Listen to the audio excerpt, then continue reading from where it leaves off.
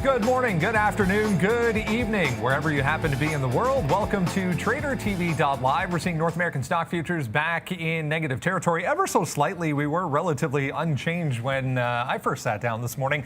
Coming off a very volatile overnight session, we had the steep declines yesterday. All three major indexes to the downside yesterday. Very volatile session overnight that followed comments from President Trump, who declined essentially to comment on the transfer of power and what he will do if he were to lose the election coming up in November. So very volatile session overnight. It'll be interesting to see what Arun has to say heading towards the open a little bit later on this morning. Tesla shares back on watch this morning, extending battery day declines. We had a big move down yesterday. Another day to the downside. We're seeing Nikola shares also under pressure once again this morning. And also all of these micro caps. We saw SPI Energy yesterday, Sunworks later in the afternoon, Polar Power, another one, POLA, moving around in the pre-market, all after the state of California said it's moving to ban the sale of gasoline cars and trucks by 2035. We're going to talk about that coming up. Lots to get to this morning. Thursday, September 24th, 2020. TraderTV.live starts now.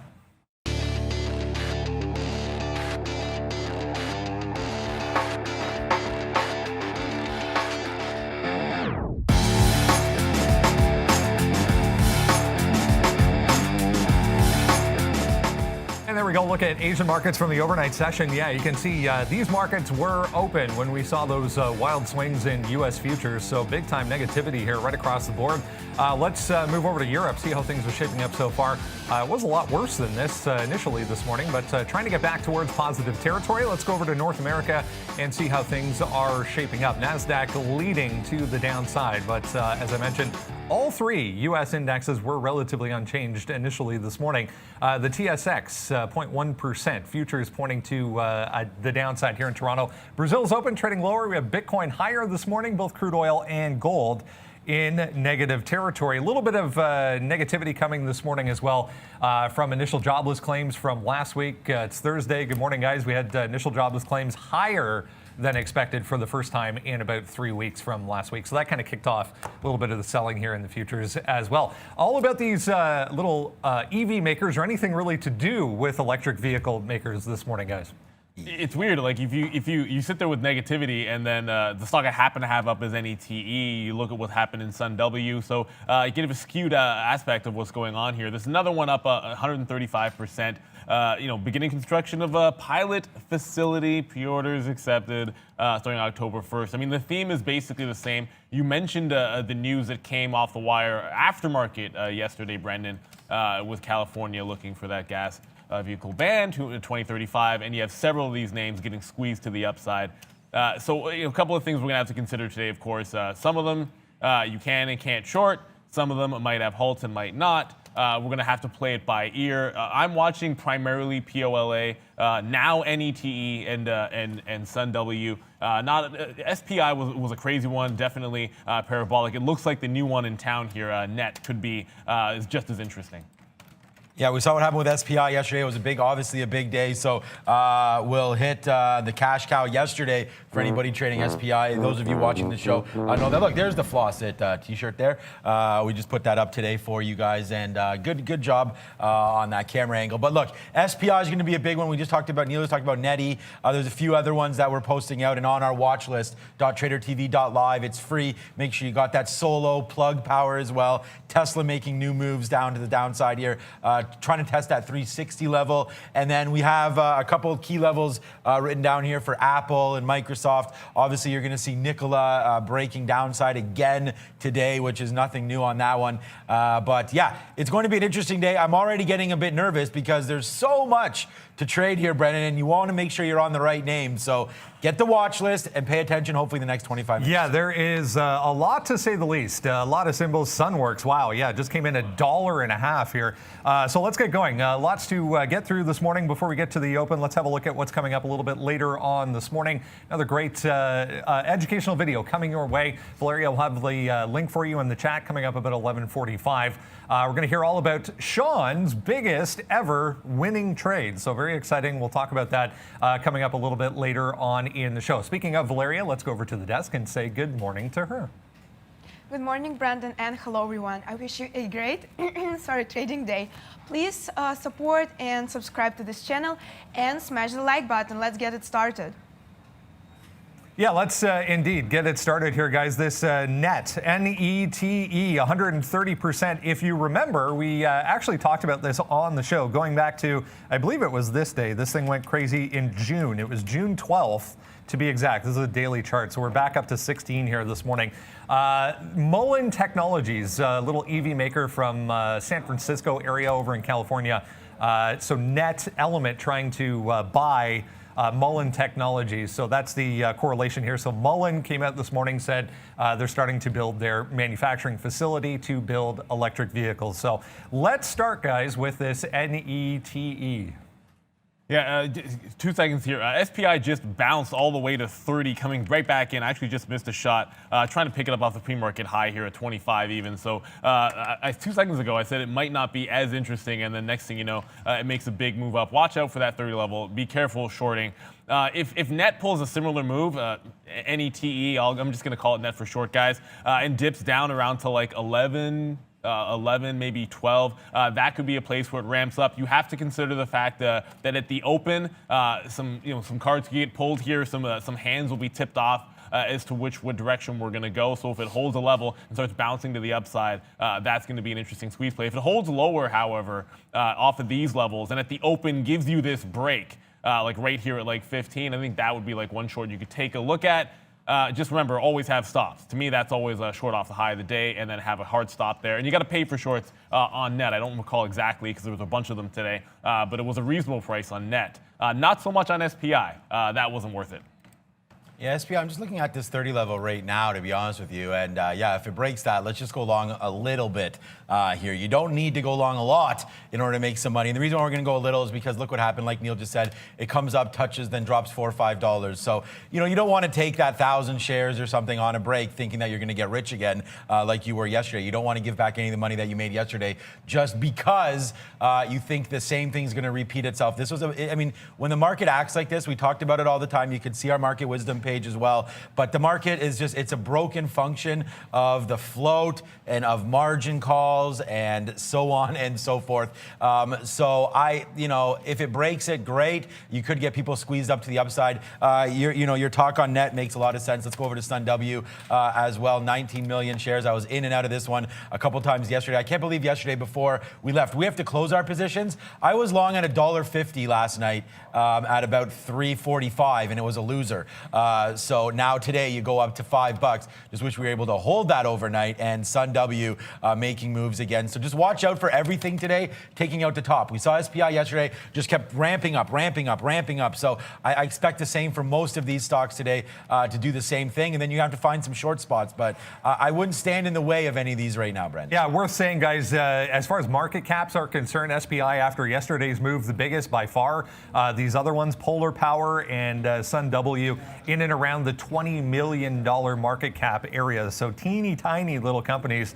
Speaking of Polar Power here, another one, 110% holding $4, did get a little bit of a ramp yesterday afternoon as well, guys. What do we do with this one? I mean, so it's a bit of a test here. It broke $4, and I took a quick little short and wanted to see what happens. And it wasn't very big, but I wanted to be involved when this little level got broken up. And the second it went, it immediately had a bid. Like seconds later, you're seeing it put in some highs.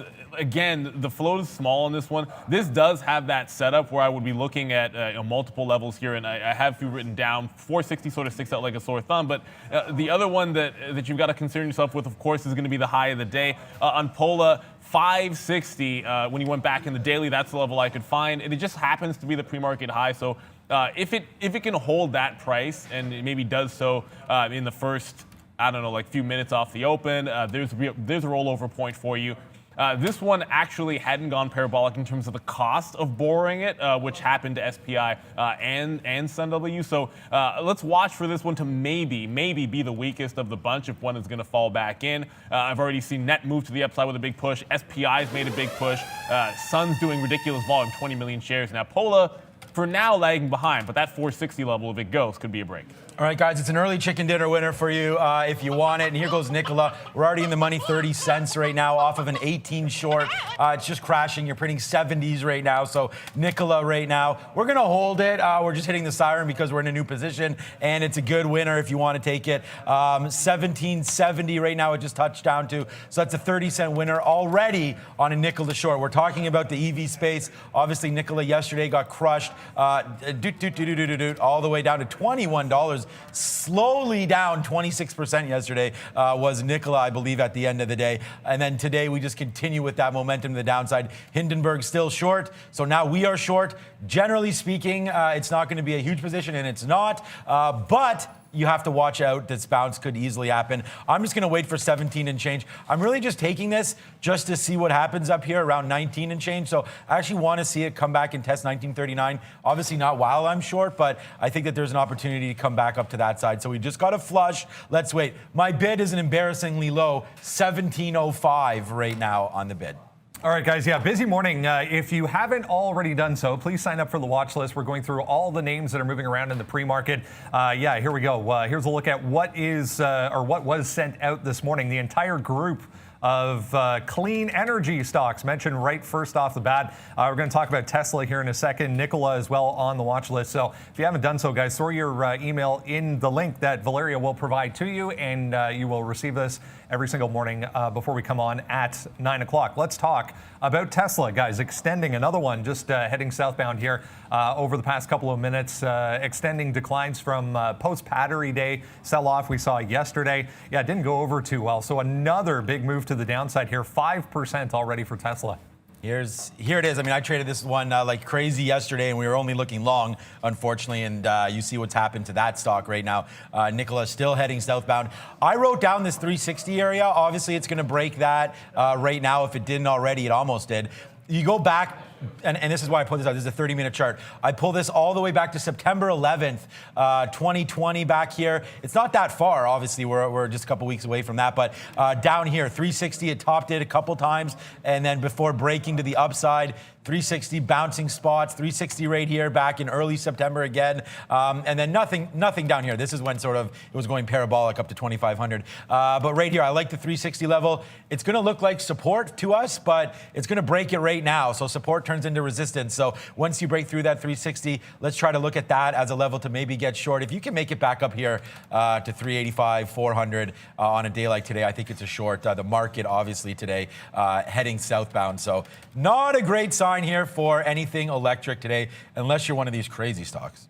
Yeah, and if you go like a couple of days before that, that 359, 360 day, you do look at 341 as the bottom before, and then obviously sort of split adjusted that 328. We'll watch out for that as well if we continue southbound. I like the opportunity to roll into some of these shorts, as you guys know. If it gets any kind of a pop, I can throw out what was going to be the plan. If there was anything at 387, that was the one that I absolutely loved. I was also going to look to defend that 375 psychological level. That hasn't happened either. We're just headed straight down. So I don't like breakdown trades at 9:30 on a stock like this where it's grinding into the low on a stock like Tesla. I'd rather get something off the open. So if we get that bump in volume and it kicks it to the upside, that's a better way to get into the short. First, off of the pre-market top, which seems unlikely. So it might be 359 or bust. All right, guys, another little one in the EV space to look at this morning. Electromechanica vehicles, Solo. We've talked about that one many times on the show. Canadian-based EV maker, also doing all kinds of volume here in the pre-market on this news. Still up 12.5%, but we've come off quite a long way here for Solo, guys. It's worth sort of noting, you're going to see these spikes in the afternoon in some of these names, and you would have seen a lot of these stocks move 100%, 200%, 50%, whatever it might be. But Solo, it got a bounce, but it really, it put in like a 15, 20% move to the upside. It's gapping up again today, but by far the weakest in terms of a retracement. So its volume is good. I don't know that I would put it in the same class right now with some of these other names that we're looking at, Sun W's, your Polas, your Nets, your SPIs. If there's one that I'm going to be shorting and I'm willing to do so, I wanted to be doing it off of a $3 sort of area. getting in pre-market with the way the space is going is a bit tricky, but this feels like the safest play of all of them. If it takes out the high, it's literally only 10%, and then maybe it's a breakout at that point. I round up to like a 340 break, and then watch out for that round number 350. But this is the one, I think if it can fail below $3, as a retracement play, it's right now looking like the safest of the bunch. That being said, look at the volume tapering to the downside. If it holds one of these levels, like at 270, and then ramps up with a huge volume spike, you'd watch for 3 to be the break instead of 340. Guys, I want to bring up to your attention here the morning movers. This is what we're going through. This is our watch list, and it's the best price around. You can keep this money in your pocket because it's free right now. The morning movers, not right now, it's free forever, we think. Morning movers right now, watchlist.tradertv.live. Clean energy, this is where we talked about all the stocks we're doing right now. Tesla's on here, Nikola's on here, Solo, Twitter, Penn, we're going to get to that soon. Everything's on here with not only are the stocks right here in front of your face, but also reasons why we should be looking at them today as well. And then obviously our market wisdom page is there as well. So make sure that you do sign up. Watchlist.tradertv.live, and thank you again. Where are we? Matt Murphy there. Thank you so much. They're dangerously stupid, but paid off on an SPI play. Hey, look, you have to be sometimes a little dangerous when you're trading stocks, but you don't need to be stupid about it, Matt. So just take your risks. Make sure that you don't throw good money. Bad money after good money. You don't want to make your trades on Tesla and then move over to something like SPI and blow everything. But great trading yesterday, SPI. Let's see if we can hit some home runs today on some of these names as well. Notice Twitter, guys. Let's go to social media land here. Twitter was moving around in the pre-market to the downside. We had a couple days of strength in the entire social media group. We saw Pinterest 2 days in a row to the upside. This one is well rallying. But to the downside today, there was a story that came out late in the day yesterday suggesting random accounts for what they're calling mysterious reasons were locked. They've fixed that. All of them have been reopened again. But Twitter moving lower today, guys. Well, I mean, yesterday was one of our biggest trades. We'll hit a slap shot. We talked about that with Lewis as well from the Barcelona office. What's up, Lewis? Hopefully you guys are watching that. And thank you. What a great guest that was yesterday. Twitter yesterday, we hit it early and we hit it pretty hard right here off the open. You guys saw that trade. Ripped up, man, like $2 to the high, if not more than that. And then today, yeah, I mean, look at the market. The NASDAQ right now down 1.36%. Let's see what the ES is down as well quickly here. ES down about, if I look on my other screen here, yeah, just 0.8. So it's the NASDAQ getting it. Twitter, obviously a big tech stock here. And yeah, it's just going to keep going downside until it finally gets a base. And I think this base needs to be around here somewhere. 41 or so is where you're going to get some kind of relief of this pressure. But yeah, 45 and change. I don't think we get back to 46. We could try to defend this 43 area. Was the top there, was the top again. So we're going to get long if this thing gets anywhere near 43. I'm not making a call. It's only 162,000 shares. So for right now, oh, one thing we didn't do, let's quickly check it before we get carried away here. JE, obviously a stock there that we don't, it's not on our list, but is moving today. It's only a 41-cent stock. So you guys can find out that Just Energy. There's that PDAC again. We talked about SPACs. They're going to be on watch.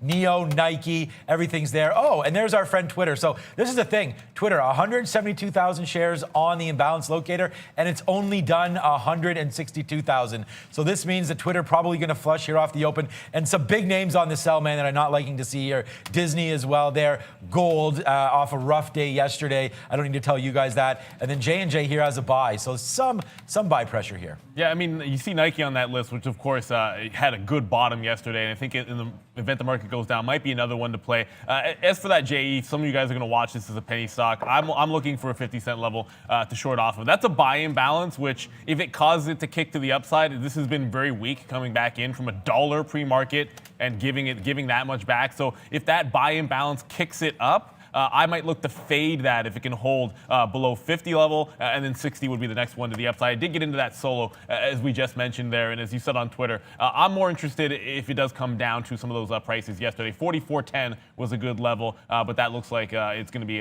going through that price sometime soon. Yeah, it looks like they've rearranged some of their debt for Just Energy. So there was a big buying balance because of a placement that is happening, it looks like today. For JE, guys, let's go to Penn National Gaming here, the next one. A little bit of negativity, but I just noticed it was trying to come off of 63 here. But Penn to the downside, 7% today, or almost 8%, because of an offering. So they announced an offering early on this morning. Looks like 63 is a bit of a level here, guys. Yeah, I mean, if it had continued its move to the downside, you obviously would have run into this level. If you just look at, again, it's going to be right around September 11th, the day after that. It made a big ramp up through like 61, 62.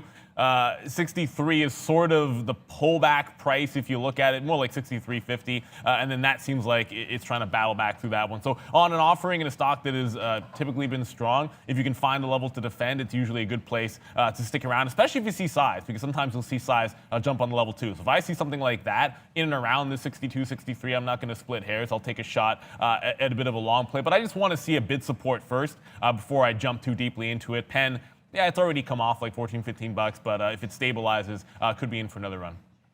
64, what are we at now? Yeah, we're at 64 right now. So 64 and change, I think, is a good spot to watch this game. 65.50 to the high side there. Yeah, Penn obviously got crushed yesterday afternoon, as every single stock did. So this stock goes from 72 down to 68.50. So it's only down, guys, like $4, which isn't a whole hell of a lot off of a share offering. I believe, Brendan, you said it's a couple billion. Is it 1 billion exactly? Yeah, 1 billion there. So we'll see 14 million common shares come through down here. So, you know, it doesn't seem like it was mispriced. It seems like they're happy with it. And this is not a big move. It looks like 7.5%. It is a big move down. But, you know, the way this stock moves, we moved like 10% there intraday. So I think 65 could be a good jump spot for this one. But again, you got to let the market settle down and give you the trade, right? And so right now we're waiting on Penn to do something. But it's nice, man. 350,000 shares in the pre-market's a good little number. So there's that CBAC Energy Technology also on the watch list, CBAT. That is a lithium-ion battery maker, also in the EV space. So that's a reason CBAT on the NASDAQ is on the watch list. Let's go to Diamond Peak Holdings, DPHC. This is the Lordstown Motors SPAC, if you remember from way back when. So they announced pre-orders of 40,000 vehicles have been secured, which equates to about $2 billion in possible future revenue for Lordstown Motors, guys. This deal hasn't even been finalized yet. I think they said Q4 of this year when the SPAC will actually be finalized. Yeah, and it's starting to come back in, sort of like, I guess, sell into it.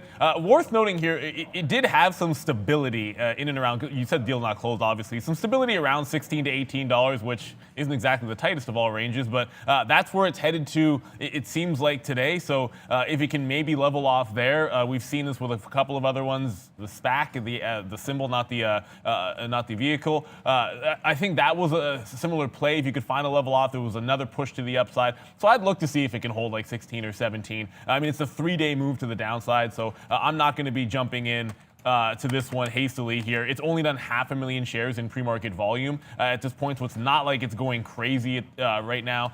So I'd love to see it bottom out and take a shot at it. 3 days moving down as far as that. If there's any kind of bid support, I think I'd like to find it and take a shot for this one to the long side. And I'll go short in some of these weaker looking names that it's like the first day of and not day 3.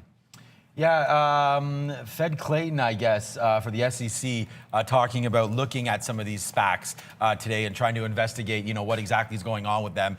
So you are getting a lot of these numbers to come to the downside, including SPAQ here down. I mean, 1 million shares is a very nice number for that. 6.5% downside. SPAC was trying to take. I think this is the Fisker one. So again, I like the company. I'm actually invested in this. And if you look at the kind of movements we're talking about here.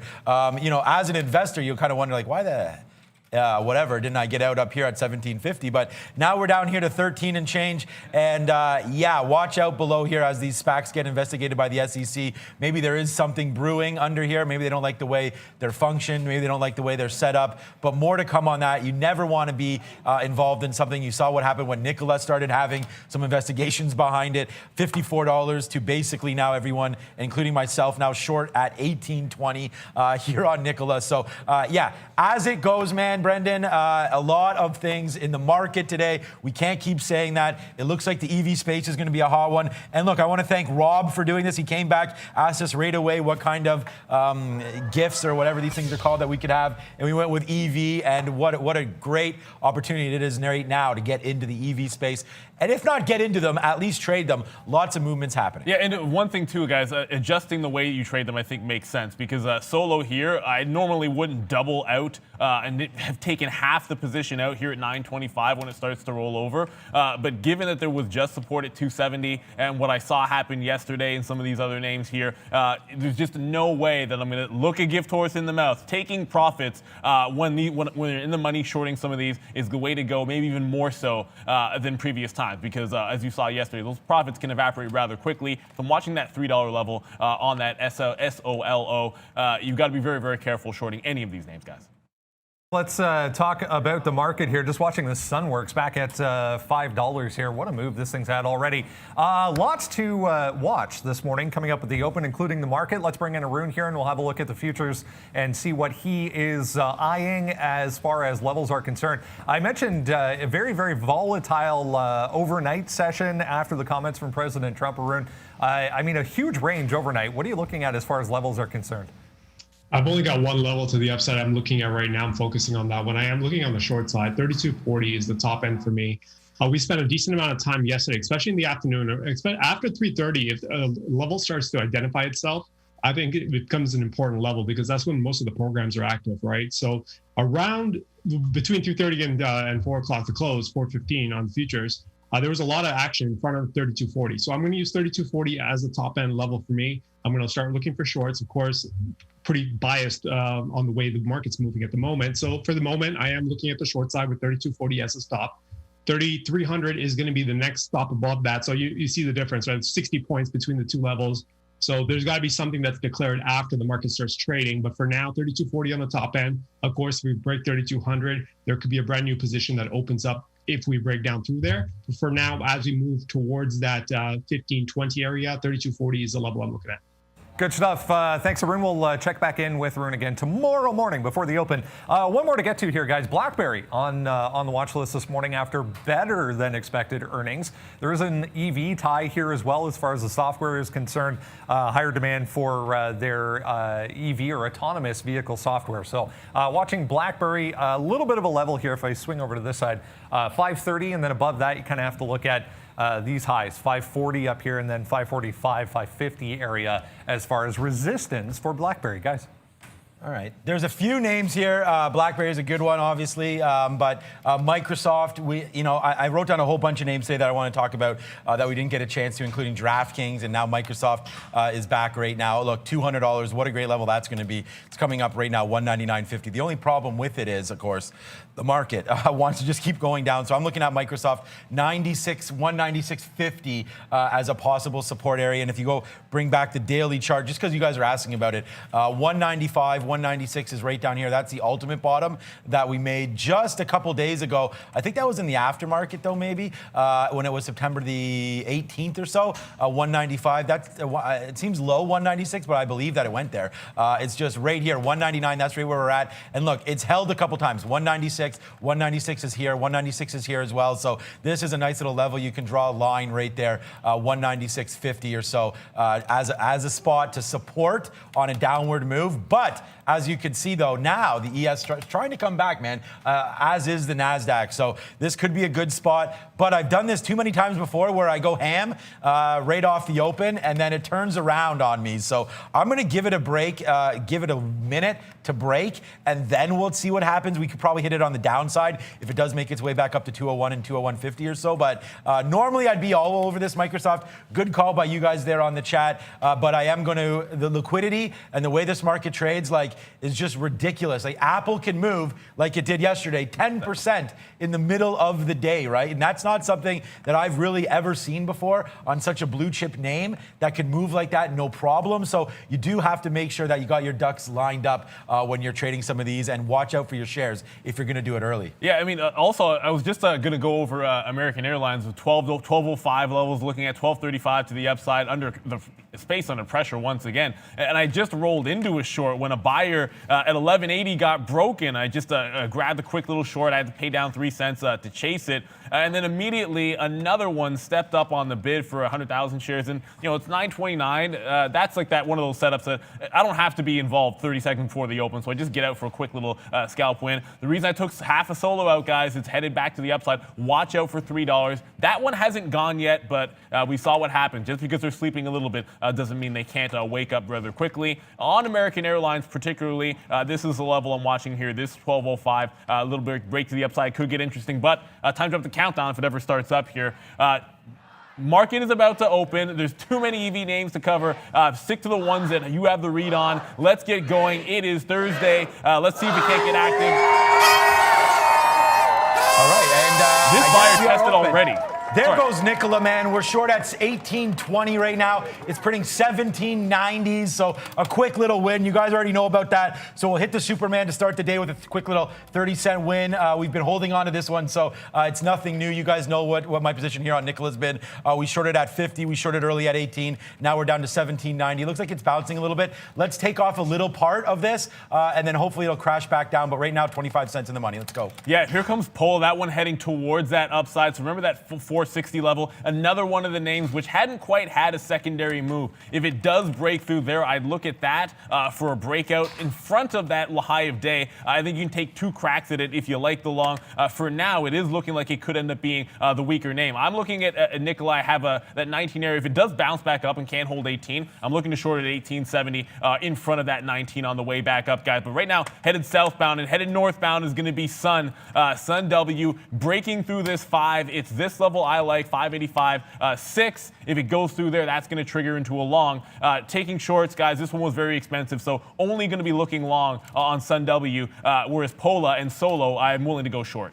Okay, so we just punched long there thinking that we may get a little runner here on Twitter. So Twitter breaks through VWAP. We're testing this one long. We're only going to give it back down here, 44.60 or so. But if the market does want to go, we saw how strong Twitter was yesterday. So let's just try to play that momentum off with a nice little one here. But look at this. Where is my bid on Nikola? I told you, 17.05. I laughed at myself when I called that. But right now, this is $1 in the money here on Nikola, 17.05. I don't know if it's going to bounce off that or not. The low is 21 right now. I thought that was ridiculously low, but here we go. A nice little $1 winner to start the day here on Nikola, getting unplugged here as they go. But let's see how far down Nikola wants to go. We're bidding 17.05. Didn't think this would happen. But boom, it is happening. And there you go, $1 plus now into the money. So we're starting this off with a nice little bang today. If I can ever find it, there's so many things on my board. It just hit 17.06. Where's 17.05? Let's go. We already got it. Boom, we get 17.05 out. That's $1.50 there, Neil. Not too shabby. Not too shabby at all. Pola looks like it is going to be the weak one, guys. I did jump into that JE. I'm going to play that one south side, like I mentioned all day long. Buy and balance got me in on the way up. I think that stock could be at 30 pennies. I got it at 41.50. This is the level here on Pola, guys. 325. If it breaks this, I think we can head southbound. If it bounces off it, this one might be worth a quick long in front.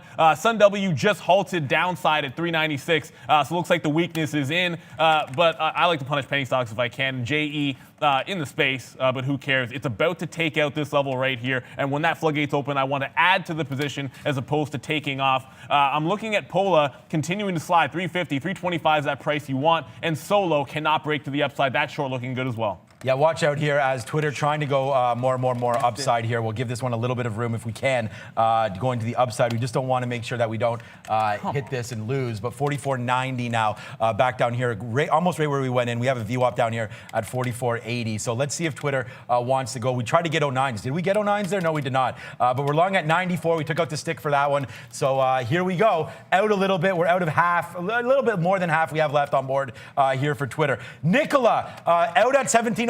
Still have a little piece on. Give it to us, Brent. A couple of names from the retail sector, guys, with early strength, including Bed Bath & Beyond again today. 2 days ago, you remember, had a big technical break above that 1330. We're all the way up to 1450 now. Baird and UBS with upgrades on Bed Bath & Beyond, guys.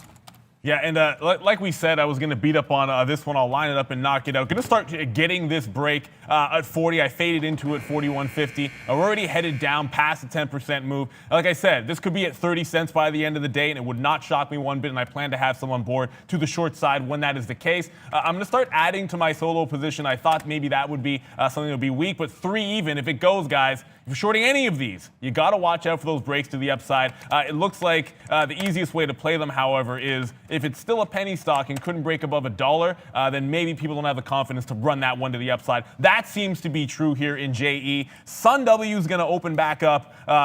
In theory, in 5 minutes or so. If that one can't find a bottom, that could get rather ugly. But Pola bouncing off of 325. Looks like I missed that long. Might have to participate through 4 even.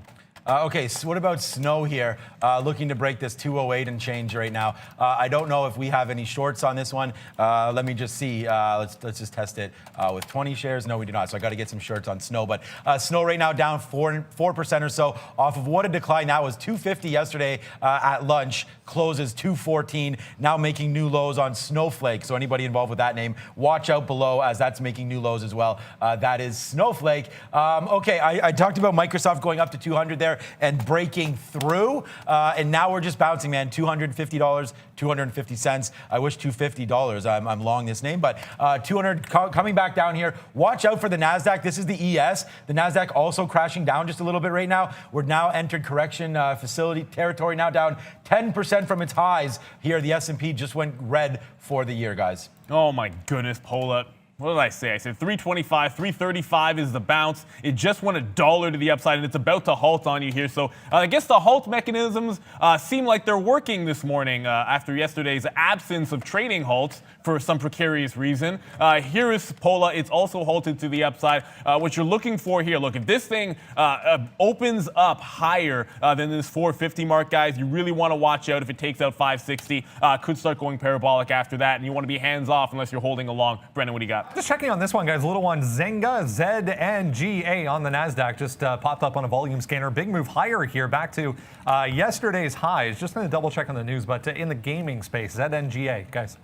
Yeah, Zynga. Yeah, we know that name, of course. Anyone playing any games? I don't know. I don't know if they have Candy Crush or something. I'm not sure. Okay, Tesla right now about to. Okay, we're gonna take Twitter one more time if it does break to the upside here. Just watching these futures, they just got hit down. But look at Nikola, guys. This is still $1.50 in the money. We're in twice here. We have three different positions on 2 times here, 1 time there at 1850. So right now we are short at 1850, and it's just cracked through 17. So wow, what a big win this is. You guys, I don't know, you love this one, but money just keeps on flying in right now. So let's make sure that we keep it this time on Nikola, but letting it fall down, man. If this stock's going to go to 0, I'm happy being short here at 1850. Let's see where this wants to go. We are also back into our Twitter. That rips up for us into the money. We're long right now at 89. It went to 96 or so. We didn't get out. Yeah, 96. We have an offer there now. See if we can't get out on some momentum to the upside, Brendan. This is another SPAC, guys, in the EV space. SBE, if you remember, this was the Switchback Energy Acquisition SPAC. They are taking, what is the company called? ChargePoint, which is another Blink or another EV car charging station company, ChargePoint. They're going to take them public. So huge volume on this one today as well, guys. Yeah, and just got into a new position alert here. Penn takes the top, at least attempts to take the top off. I saw the 15-minute. This is that 66 area, 65, 75. It just rolled over to the south side. So I got 64.58 on the way back down, which is not necessarily the greatest entry price, but it is starting to slide. If it breaks 64, we'll definitely have a run. So what? I guess they do want to run a penny stock. I reversed to the long side on that JE. You can't fight it too much longer here if it wants to go. This was at top. I did aggressively take some out in front of 35, took some out in front of 38, but it just broke this 45 level. It's now headed northbound. If this one goes parabolic, then this market is certainly something else. I'm going to start taking profit off because 10% is 10%. But I'm going to look see if I can't hang on to something. Gamble's not the word. You got to have something on board for the test of this level at 60 cents. 50 is a good psychological level. When that breaks, I want to see if I can take some out on the momentum up as the squeeze may be on in this stock. And 60 pennies, look, if you can get a 15-cent move on a 45, I definitely like it. But if it breaks 60, I think the break could get really, really nasty, really, really fast on something like this. Pola has not opened up yet. Still 3 minutes to go on that one for its halt. Pola, yeah, halted as well. Nikola downside as well there. $17 looks like it might want to break that back to the upside. So watch out there if you're trading Nikola with me, but it is still making new lows. So watch the volume, man. This stock looks nuts. 9 million shares. What's up, B? CBAT, guys, one from the watch list this morning. CBAK Energy came into $1 and held nicely there. Big buyer stepped up when it touched $1. So trying to bounce off $1 for CBAT, guys. And we go yeehaw if we get winners. We got a couple of them on from Brennan into Penn. We talked about this when the share offering. I'm going to take off $1, and I'm likely going to be all flat if it hits that bottom. We talked about bottom picking this stock if it got down to 61. Not there yet, but if I think that's going to be the case where I want to reverse, why would I be holding a short into it? So I'll take my dollar and run. I'll hang on to the second half, go break even, stop, or it hits this bottom here to give me a $2 winner. So it's going to get binary for me with the rest of these shares. Still going to be looking for a possible bottom pick, but the runner right now is going to be this JE. I like it short, but one thing I've ignored the last couple of days is where I'm getting out and thinking that's panic button time. I'm not reversing long. So today it's a different story. I use my out as the long. I actually doubled into it because the momentum was so big. Now holding a 45 long. It's breaking through 55 right now, starting to accelerate. I want to have half my position in the case it breaks 60 cents. I don't know when it's going to halt, but I do anticipate that there could be halts on the way up if it breaks 60. So you want to make sure you're holding an amount of shares that you're comfortable with in the case of a halt and know what to do when it reopens. We always have the option of that market on open order, which is an advantage here at Day Trade the World. Brennan, what do you got? Rite Aid, guys, moving downside big time here. 15%, huge volume behind this move as well. They actually reported earnings pre-market this morning. They beat estimates, but there was questions around the forecast, the forward-looking guidance from Rite Aid. So big move down. Also, Sunworks halted again, guys. God, these things just keep getting halted, and it's good, man. Penn's going good. Pola, Sun, Sola, everything like that, making moves to the downside, obviously. Nikola still making those moves to the downside, guys.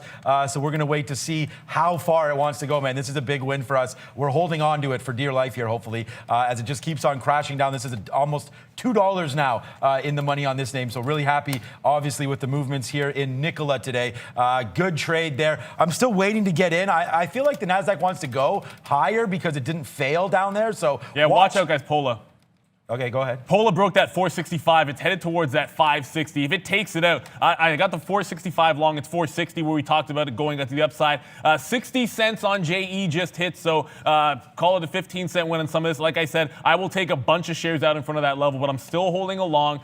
It's going to have to break down below break even for me. That breakout point at 45, which is heading to now. We talked about the possible resistance at 60 cents. That's why you take profit off. But if you want to have one of these go parabolic for you, like Pola is right now, to take off $1 win, you got to hang on to at least a little bit. It's going to be break even or bust for me on JE, Just Energy. 247.50. I'm just looking here at Facebook because it's the weak one today. Microsoft obviously still up. Facebook down today. I like Facebook breaking through here, 245.50. It's got to get there first, so I'm wondering about kind of getting into a little bit of a short now on this. Bye-bye Pola, guys.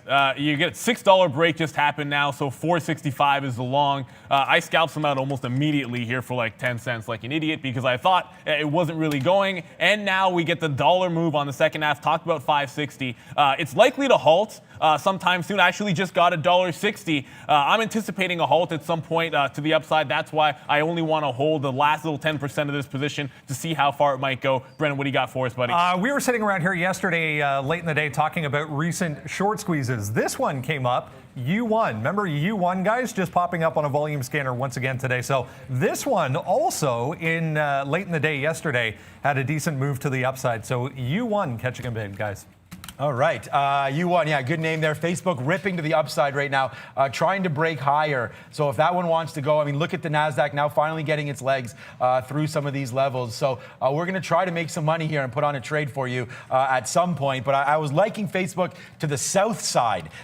So now that it's making the move up, I'm wondering if this is a good, decent spot here now to finally short it. I see some fireworks going off. Is that a Valeria thing or what's going on? I don't know what it is. I didn't hit it, but I could hit fireworks. I'm going to go with the hot dog because it's a hot dog action here. No halt on Pola, but last out's going to be a $1.60 winner. Very similar to JE. I'm going to go with the break-even stop because that one actually held the breakout price. So look, it breaks below 450. Fair enough. Otherwise, let's see if it's the nonsense that was yesterday wants to continue into today. It is what it is, guys. You saw what happened in some of these names. And if you can't beat them, join them. And that was the case for me today. I jump into Pola. Where I would have been out of a short is where I decide to trigger into longs today. And if it's like JE just now, the chance that it holds that breakout price gives you secondary push to the upside is something worth gambling on when you've already made some money on this. It's not a rational trade at this point. It's a squeeze. You are thinking that maybe it is not done. We saw SPI extend a little bit further than I would have ever expected.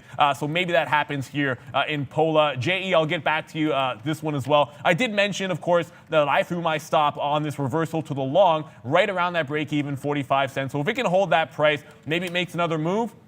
This one, because it wasn't on the watch list, I tried to go over it with you, and I said 60 cents was that key level. So hopefully you were paying attention if you had this long. If it breaks that price, could be another good long entry. $1 is where it topped out in the pre-market, so lots of room before you get to some kind of a resistance level on that stock. Brendan, what do you got? I just noticed Nike here, guys. Remember a couple of days ago, we were watching Nike get up to all-time highs, back to the upside again today. We had a little bit of a sell-off yesterday, but trying to go green here through 127 on decent volume for Nike. Okay, we're trying. We got a new siren. We got a siren alert here. You guys like some of this new stuff that I'm bringing to the show, so there you go. We'll hit a siren as we start to now go short on AMD here just to see if NASDAQ wants to fall. We'll take this short. You know I've been short bias on this name for a bit, so we're going to wait to see what AMD wants to do right now. Thought that had a chance to go there. My bias is to the short side today. However, you can see what's happening right now. NASDAQ making new moves now, high side. So AMD, we got to give this at least up here to 76.20. That's kind of where we blew through and went to 76.30 there. So watch out for 76. But we are currently short right now on AMD. So we're giving this one a shot to the downside. Although it looks like the momentum right now in the NASDAQ is upside. So you got to find some longs. We still are short, of course, our Nikola, and that's now $1 in the money. Was $2. So some of these stocks are coming back to life right here, guys. Yeah, and coming back to like, of course, is that JE. It's still actually in the money, about 7 or 8 cents, but I want to see if we can get back up to that 60 for a 10, 15 cent winner. Penn comes all the way back, so it's basically break even. Not going to give it too much farther past shit, that. what was that? But looking rather strong. Brendan, what do you got? Another earnings name here, Owens and Minor. My apologies. OMI, 44%. Huge move today from, we were way down at 16 in the pre-market to 20. They make personal protection equipment, so big report and increase in full year forecast for Owens and Minor, guys. I just said, what the hell was that? Because AMD just ripped up there like crazy on that move. So I just wish I would have gone long instead of short. But we are stuck short now. AMD just rips through 76 and makes that high at 76.60. So we're stuck right now on AMD. No idea what's going on. But look at the NASDAQ, man. The ES, is right here. The NASDAQ also heading new highs right now. So watch out. Breaking big time to the upside here is the market, guys. Yeah, and I was just sitting pretty in this Penn short, thinking we're going to get all the way down to our target. I was literally had an order that was just 20, 30 cents away as we're sliding down, and then boom, Penn back to the upside. So I am going to take a hit on the second half of this short. It'll still be a moneymaker for me because I did have a tighter stop and I wasn't giving it to this high of day. I'll probably be done, at least in the short term, with Penn, but I need to get to at least one of these that isn't going parabolic to the upside. I thought Solo had a good shot to be one of the weaker ones and maybe not make a parabolic move, so I was in this one pre-market. I wasn't comfortable with pre-market shorts and some of the others. I added to it here when the market opened and it could not break through towards that $3 level. I'm sliding out of it on the way down, now sort of safely in the money here. I think this is, with any luck, and you kind of need luck the way these have been running lately, this is at like target level here. If it can break through that 260, yesterday's close 256, I think a good shot that it retests obvious support down here at 240, 250. If it goes down there, you can't expect to get too much more than that out of a short trade. This one certainly going to plan like it usually would. As far as JE goes, that's still working upside, but now coming back in. It's break even or bust for me. I've already made my money on that one. And then, of course, we're tracking Sun W, which I said I would not short this one today. And this would have been an absolute trap, guys. Halting on the way down. And then, if you think about it, actually giving you prices below this $4 level. Now, normally, had I not said I'm not touching this one to the short side, I would have probably given it a shot, shorted 380, paid a bunch to be able to short it and have this price and be staring a crushing blow in the face. Now you're seeing this go parabolic one more time. It's halted to the upside. It looks like it might actually halt back down after testing 680. You got to be very, very careful trading these. Anticipate some of those halts when they come in if you aren't looking to hold through one of those 5-minute volatility halts, guys. Okay, we go short Nikola here. That pops up like crazy, so let's give it to $19 here. If it does break through 19, we will get out of Nikola. We're just going to adjust our shares here, make sure that we don't get out of everything, but we get out of some. Nikola now moving to the upside as well. So, yeah, right now we're short Nikola and short AMD. AMD pops like mad there, up to 76.40. We had to get out some. We're still trying to hold a little bit. Let's wait to see what does happen here. Nikola looks like it will try to take out 19 soon. I don't know if there's news about Nikola, but this thing just shot up from 1650 right to 18 and change. This was down 20%. We've given back half. So yeah, strange things happening right now, Brendan. Yeah, a whole group move there. Here's another one, Shill. Remember SHLL? This is another SPAC in the EV space. So this is the Helion EV maker that is going public as well. So this thing as well, 33 at the bottom there. It just tagged 39. So $6 move off the bottom there for SHLL, guys. Oh, man. It's going to be hard not to fade something like this. I mean, I was about to look at Nikola for the rollover, and now I see Shill right here, right now. I'm going to have to pay for shorts, I think, on this. But if it fails at 40 even, that looks like an entry point for me. It's almost going to be party over on JE, back to the downside. So watch out if you're still holding along. Now, I said I would hold on to some for a 60 break. I did do that, but if it breaks 45, I'm just going to get back out of this one and look for a re-entry point. But SHLL, if I can't short that, then maybe I do have to go over to Nikola to see if it's going to give a bit of a rollover. The difference is SHLL hadn't broken that opening range top, whereas that's what's happening right now in Nikola. I mean, 1950, I guess that could be a level worth working off of. And I wanted to be short in a pop here in Nikola. I just honestly didn't think after that flush I had any shot of getting it around this price again. So a bit shocking, but I got to take a shot. This is the entry point that I wanted.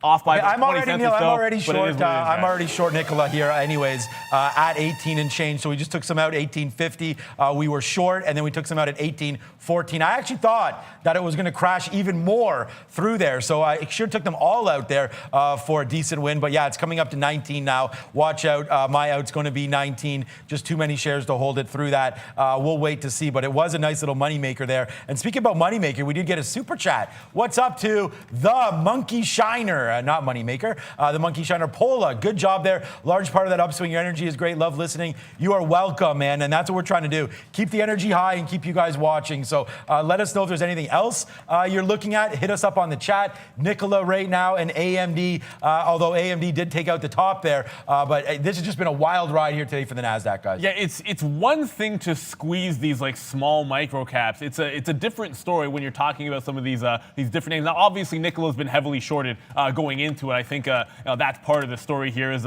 it just starts to roll over. It cracked 18.50. I did try to just get some more shares, and 50 is my first price. I tried to get some at 75, which is my initial target.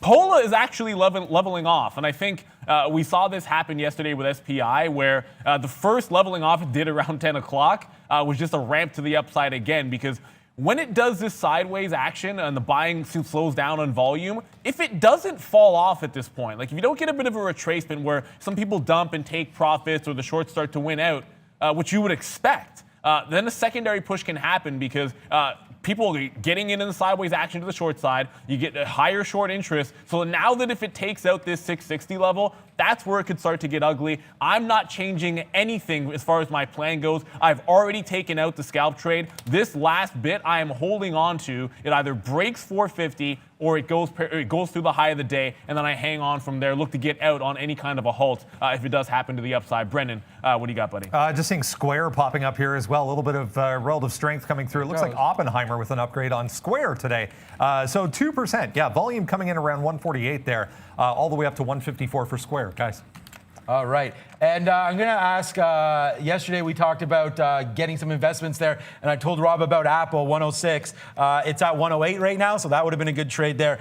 If you made that, Rob, hopefully next time we'll buy on some dips there. But okay, AMD again goes up to 76.60. We get flushed out a bit, but now it's coming back to the downside here. So Nikola also a nice little win.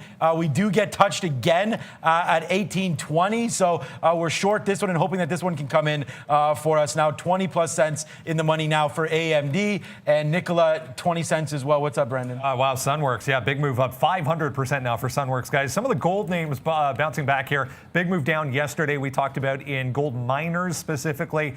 Big move up here in the past couple of minutes for GDX, the gold mining ETF, guys. Yeah, you mentioned Sunworks there, 500%. It's breaking through some highs. This is a parabolic move, guys. It's starting to make it. It just actually broke that 7 even level. Look for a halt. I think that's if you've already missed sort of that kind of a candle, I'm looking for a halt to bring some structure into it. I'm already holding one of these to the long side in Pola that is yet to make this type of a move. So if it does, I want to hold into a halt.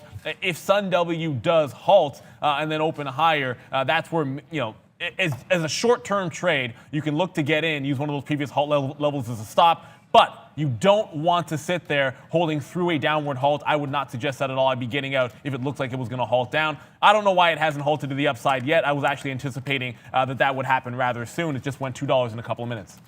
Yeah, we're going to try also, we'll try here Square, just in case it does break that high of 154. It had some problems yesterday about 154.50, but we saw Square up to 158 yesterday. So, yeah, room to go here on Square, that's for sure, if it does want to break. And you do have a lot of movement on this stock, so you got to watch out for that one. It could always move back in to this 152.50 area where it just came from, but a big move up, 153.50 maybe, a good breaking spot here for Square. We'll take some 153.50s and then 54s again on that one. AMD now 25 cents in the money. That's a good trade. Fortunately, we did get out of some of that at the top, damn it. At 60, we got blown out a little bit, but we did re-short there.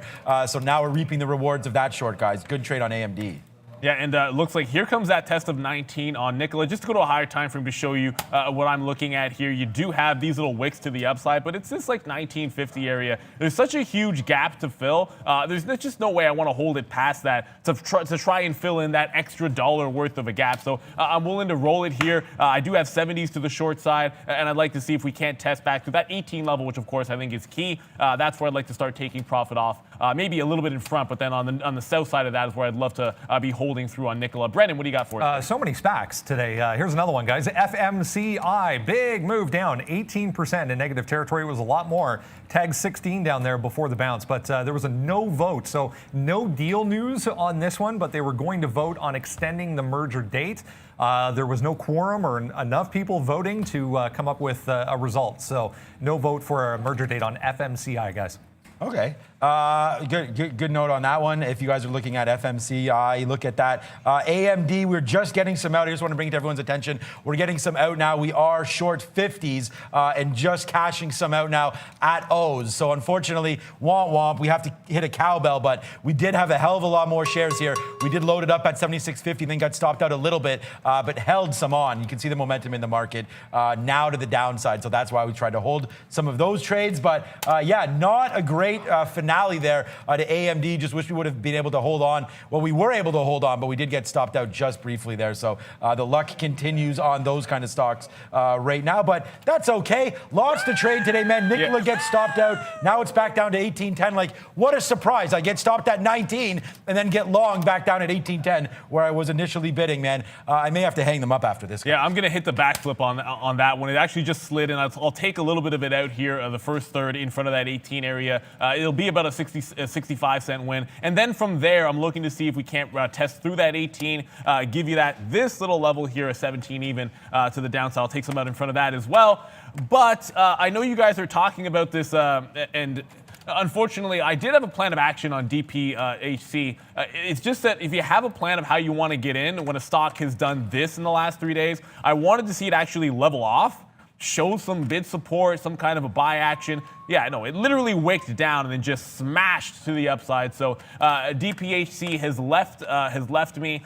There was a bit of a bid that got made. Shy of that, like 18 was the top end of that consolidation range. So never even broke that to get you in there. And then you get the run up, which we saw happen in multiple names in the last 20 or 30 minutes. I'm not going to try to roll over on this one because I was looking to bottom pick it. So it's not that my bias was long. It's just that I had a different plan of action for DPHC. I'm not going to jump into the short when I've just still holding on to a bit of the nickel short, and watch out for Pola. This one's starting to come back in. So I thought maybe it would make another parabolic move. Should I be happy that we took $1 and then $1.60 out of it? Yeah, of course we are. I just, after watching Sun W go to the upside and break through its high, it doesn't look like Pola's going to do so, but I'll stick to my guns. If it breaks 450, that's when I'll get out the last of these shares. I'm willing to take a little bit of a hit because I got 65s long, so could lose 20 or 30 cents on the last of these shares on POLA. Unbelievable. Like, you actually take real shares there on nickel and get out a little bit, and then it breaks 19 just a little bit there, and that somehow gets me out. Well, it somehow gets me out because that's where my stop was, but yeah, nickel into the downside. Good trade there. Still AMD short. I mean, what do we think about the market here, guys? Do we think this is going to be going upside or down right now? Because for right now, it just seems a little bit choppy, but we may have an opportunity here. Look at Microsoft. We did talk about them building this base down here at 198.50, ripping up to 203 right here. So I'm wondering if the short may be in today to this market. And if it is, then yeah, you're going to see Microsoft back down here to 199. Let's check out Apple quickly, 108.50. We've already touched on this name and why we love Apple so much, but right now it is trying to fade off this 109 high. I don't think 109 is anything significant. This is a 3-minute chart right here. We do have this level right here, 109.30 and change, so watch out for that if this market does continue, man, to break to the upside. And there goes Apple once again, looking to break out new highs. 109 is basically the high of the day, so it's coming very close to seeing that again, guys. Yeah, and I'm going to flush this down. So the reason I'm flushing down the toilet, not because it's not good. I mean, Pola's going to be just slightly my second best stock of the day. We'll see what happens with Nikola, but JE was obviously huge. Look, I just made bottom wick here at 440, and the reason is it actually was about to halt, and I can tell because of level 2, you had the offer piling up, so it couldn't trade below that price. I didn't want to get caught in it. Like I said, if it breaks 450, I'll just get out. I got out of it. But when it's in that little 15-second window, it can't print below. But if it breaks out to the upside, the halt is off, and it can continue to trade. So it looks like Pola not halting here. I'm now done with this one. Ooh. It's been a good trade, not nearly as big as, of course, SPI was, or even Sun W as it moved to the upside. But watch out on Pola. The bottom might be in once again. Brendan, time for Happening Now.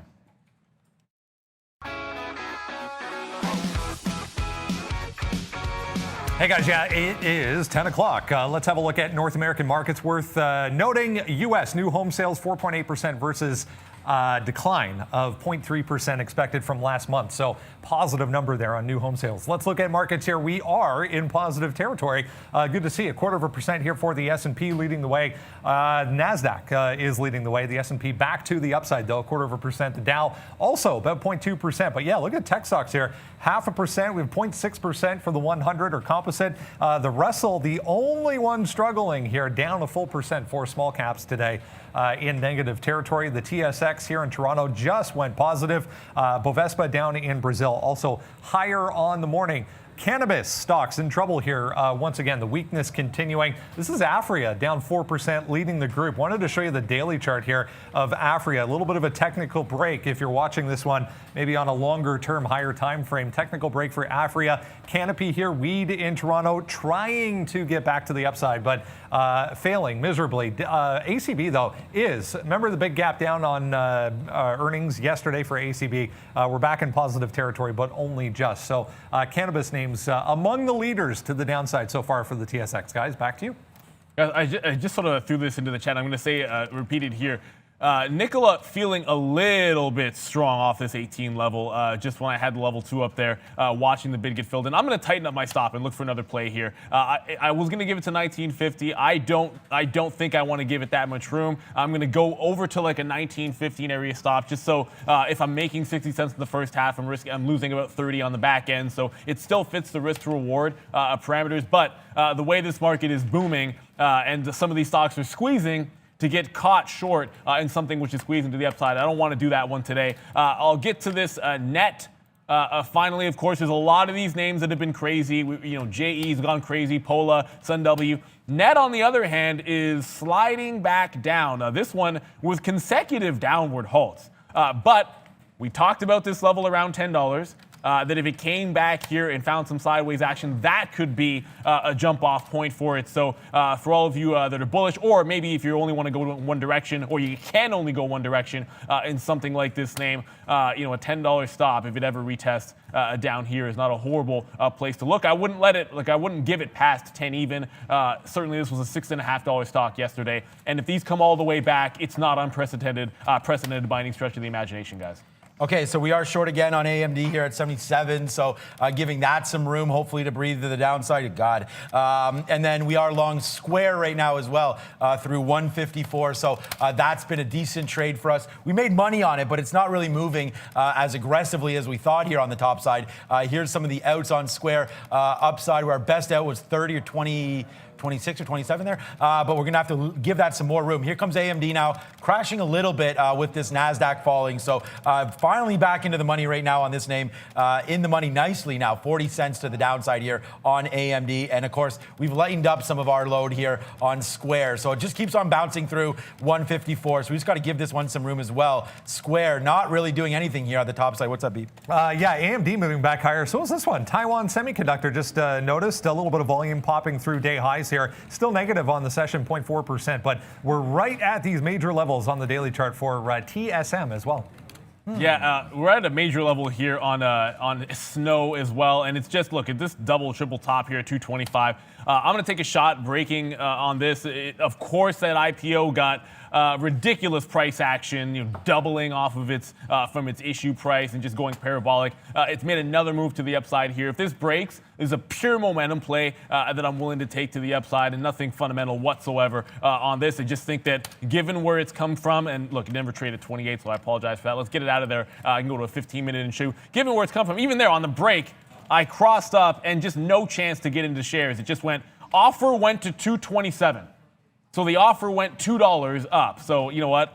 No mas. I'm not paying in $2 on a 225 break.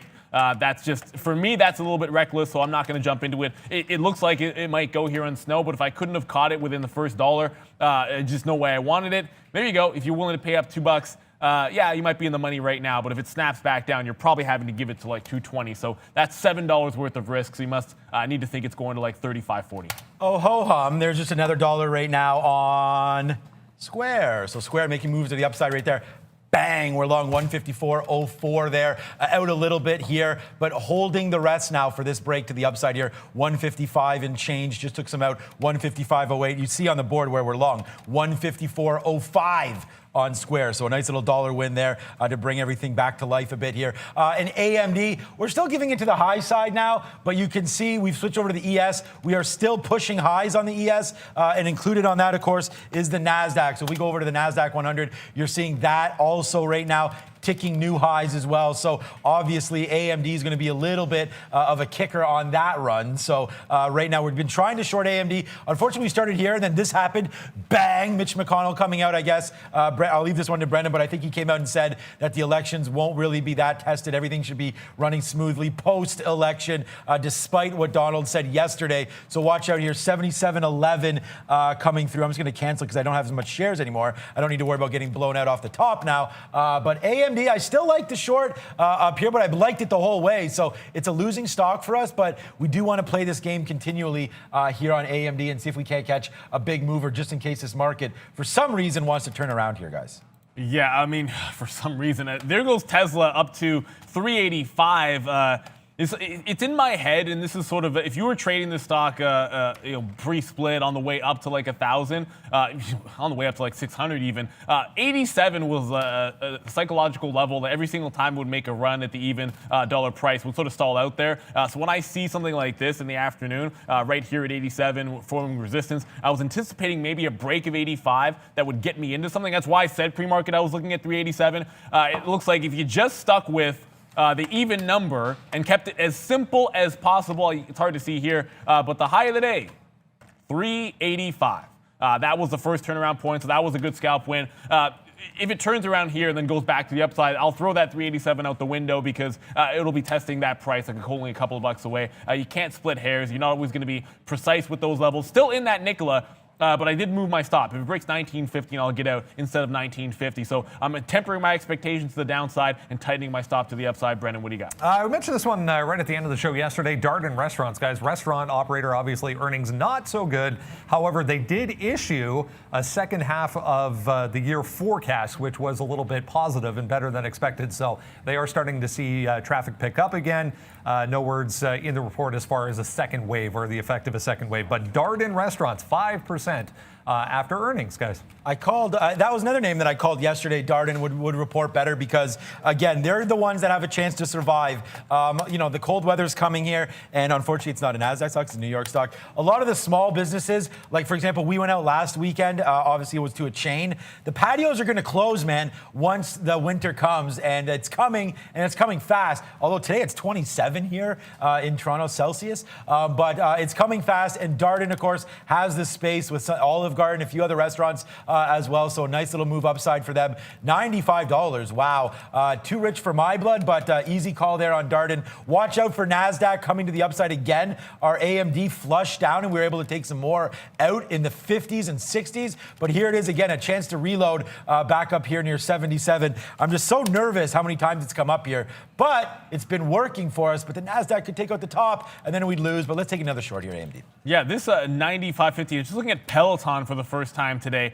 Trying to get green. I mean, 95.50 you're going to see here is a pre-market high, but 23 is the previous close. So you can almost like that a little bit better for a breakout price than the whole negative to positive story. But sort of running out of steam. And if the market turns around, Peloton might be worth jumping in. It had that hard reversal double top off 100, so $5 lower. I don't mind if they fails at that price. Could be another flush on Peloton pending. Nikola, I'm going to take some out if it gets to 18 again. Like I said, tempering my expectations downside. So if it comes 20 cents further, I'll take some more profit. Brendan, what do you got? Another little one that got a little bit of a squeeze late in the day as well yesterday. Digital Ally. Remember this one from way back when? Big pop late in the day yesterday with the rest of these. $190 up to $3 at the close there. We're back down to $220 for DGLY. Also, huge volume today, guys. All right. Yes, sir, guys. The top for some, just welcome to our new member right there. Let's go. What's the name? Sentil, thank you so much, Sentil. Great to be a part of that. We love our members, and yeah, lots of special things coming for members. Coming up after the show, we haven't talked about this too much, but I think it's my face, the story about this. My biggest winner ever. It's going to be on Tesla. So if you guys are interested in Tesla, watch out for this little note that we have coming through later on in the show. It's going to be on our Market Wisdom page as well. So I'm also going to be doing an interview with Benzinga later on. So that should be fun as well. But things happening, that's for sure. AMD coming to the downside. We're short. We just talked about why. We went short again up here, 76.80s. The thing is, you got to layer your order. So I'm down here. 63 is an order that I have going. And just putting some on the bid now. There it is. There's my order right there. We got, oh my God, it sees my 100 shares and bounces off that. We have a whole bunch of shares layered down in here. So let's just wait to see how far it wants to go. But yeah, for right now, AMD's been a good one here lately, just playing off that 77 level. Yeah, and I mean, it seems like this shouldn't be possible, but fake out halt down on SunW earlier. It's starting to go parabolic one more time. An 850 break, and things could get very interesting. It'll be over, is that 600%? So right around there. I mean, either way, if it breaks that price, it's just a pure momentum play. I've said this a couple of times. There's just nothing fundamental about this. The value of this company isn't up 600% by any stretch of the imagination, other than right here, right now with trading action. So 850, call it a break and anticipate some halts if it does make that run to the upside. If you're short, I wouldn't let it go through there. Time for some upgrades and downgrades. Let's go to Brendan at the big screen.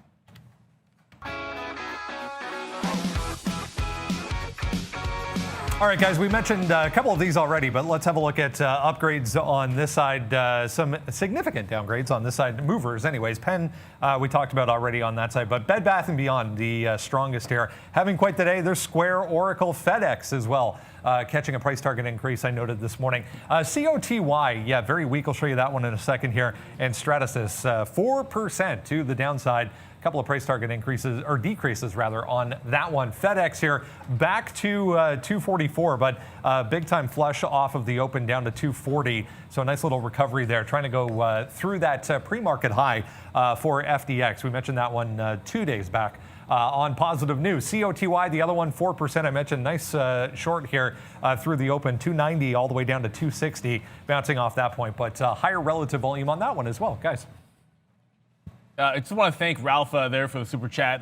Nicholas Short, it's not as if it's doing what I would have anticipated here, because I think on that rollover, I'm always going to be thinking it's going to break in 18, and I'm not even hoping for like $16 as the absolute bottom. I'm just looking to get out in front of that little top consolidation on the way down. That's the name of the game. But 18 is the level that's holding over and over again, and at some point, 50 cents is going to have to be enough on this play, which, as I say it, I'm going to go ahead and do it. And I've now taken a couple of 50-cent scalps out of this stock simply because it's holding up better than I anticipated. The market's headed upside. I do still want to run some of this short, so that if it cannot take out this level, 19, if you look at this price right here, it's like 19.10, where it really started to get some acceleration to the downside in the pre-market. That's where I've moved my stop to from 19.50. So still some hope that rationality wins out here and the sideways action leads to a flush, but if squeezes happen, they happen. Sun W, I guess some size here, which, size doesn't necessarily matter in all cases. And when a stock is doing 100 million shares, this size from level 2, you don't want it to psych you out, but somehow 50,000 shares or so, which might be refreshing, honestly, at $8, holding this stock from breaking out. The flip side of this is some people might say, oh my gosh, there's a seller on your side if you're short. There's another side of that coin. If it blows through it, that's more people that sold, and then some pressure got relieved to the upside, not always working in your favor if orders like that get filled and the stock starts going up. So I'm still going to go long on a pure momentum play if it breaks 850. I'm not touching $8, and I didn't pay for short, so I can't go short on Sun W today. Twitter. Okay, so we were long Twitter here.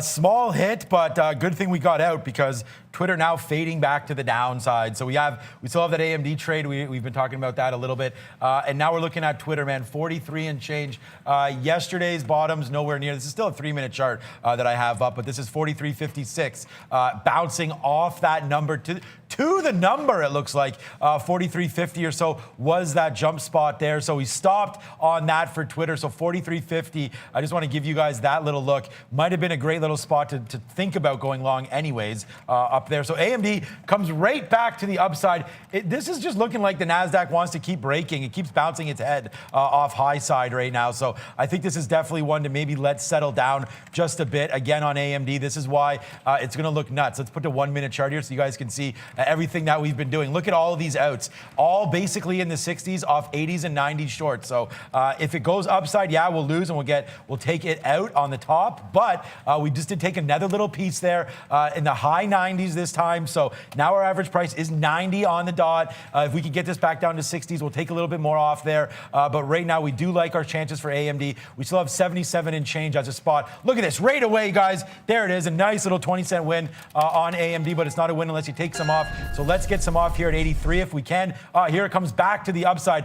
These stocks, man, the liquidity is not, it can evaporate real quick on some of these names. That's why we're layering these orders, because when it comes down like that, if you don't have anything on the bid, then obviously you're not going to get picked up and you suffer that state. We talked about that with Apple, like moving back and forth 10% in a day. These stocks are nuts right now. NASDAQ looking to take out the top. Try not to be short anything right now. And if you are, have your out. And here comes mine right now.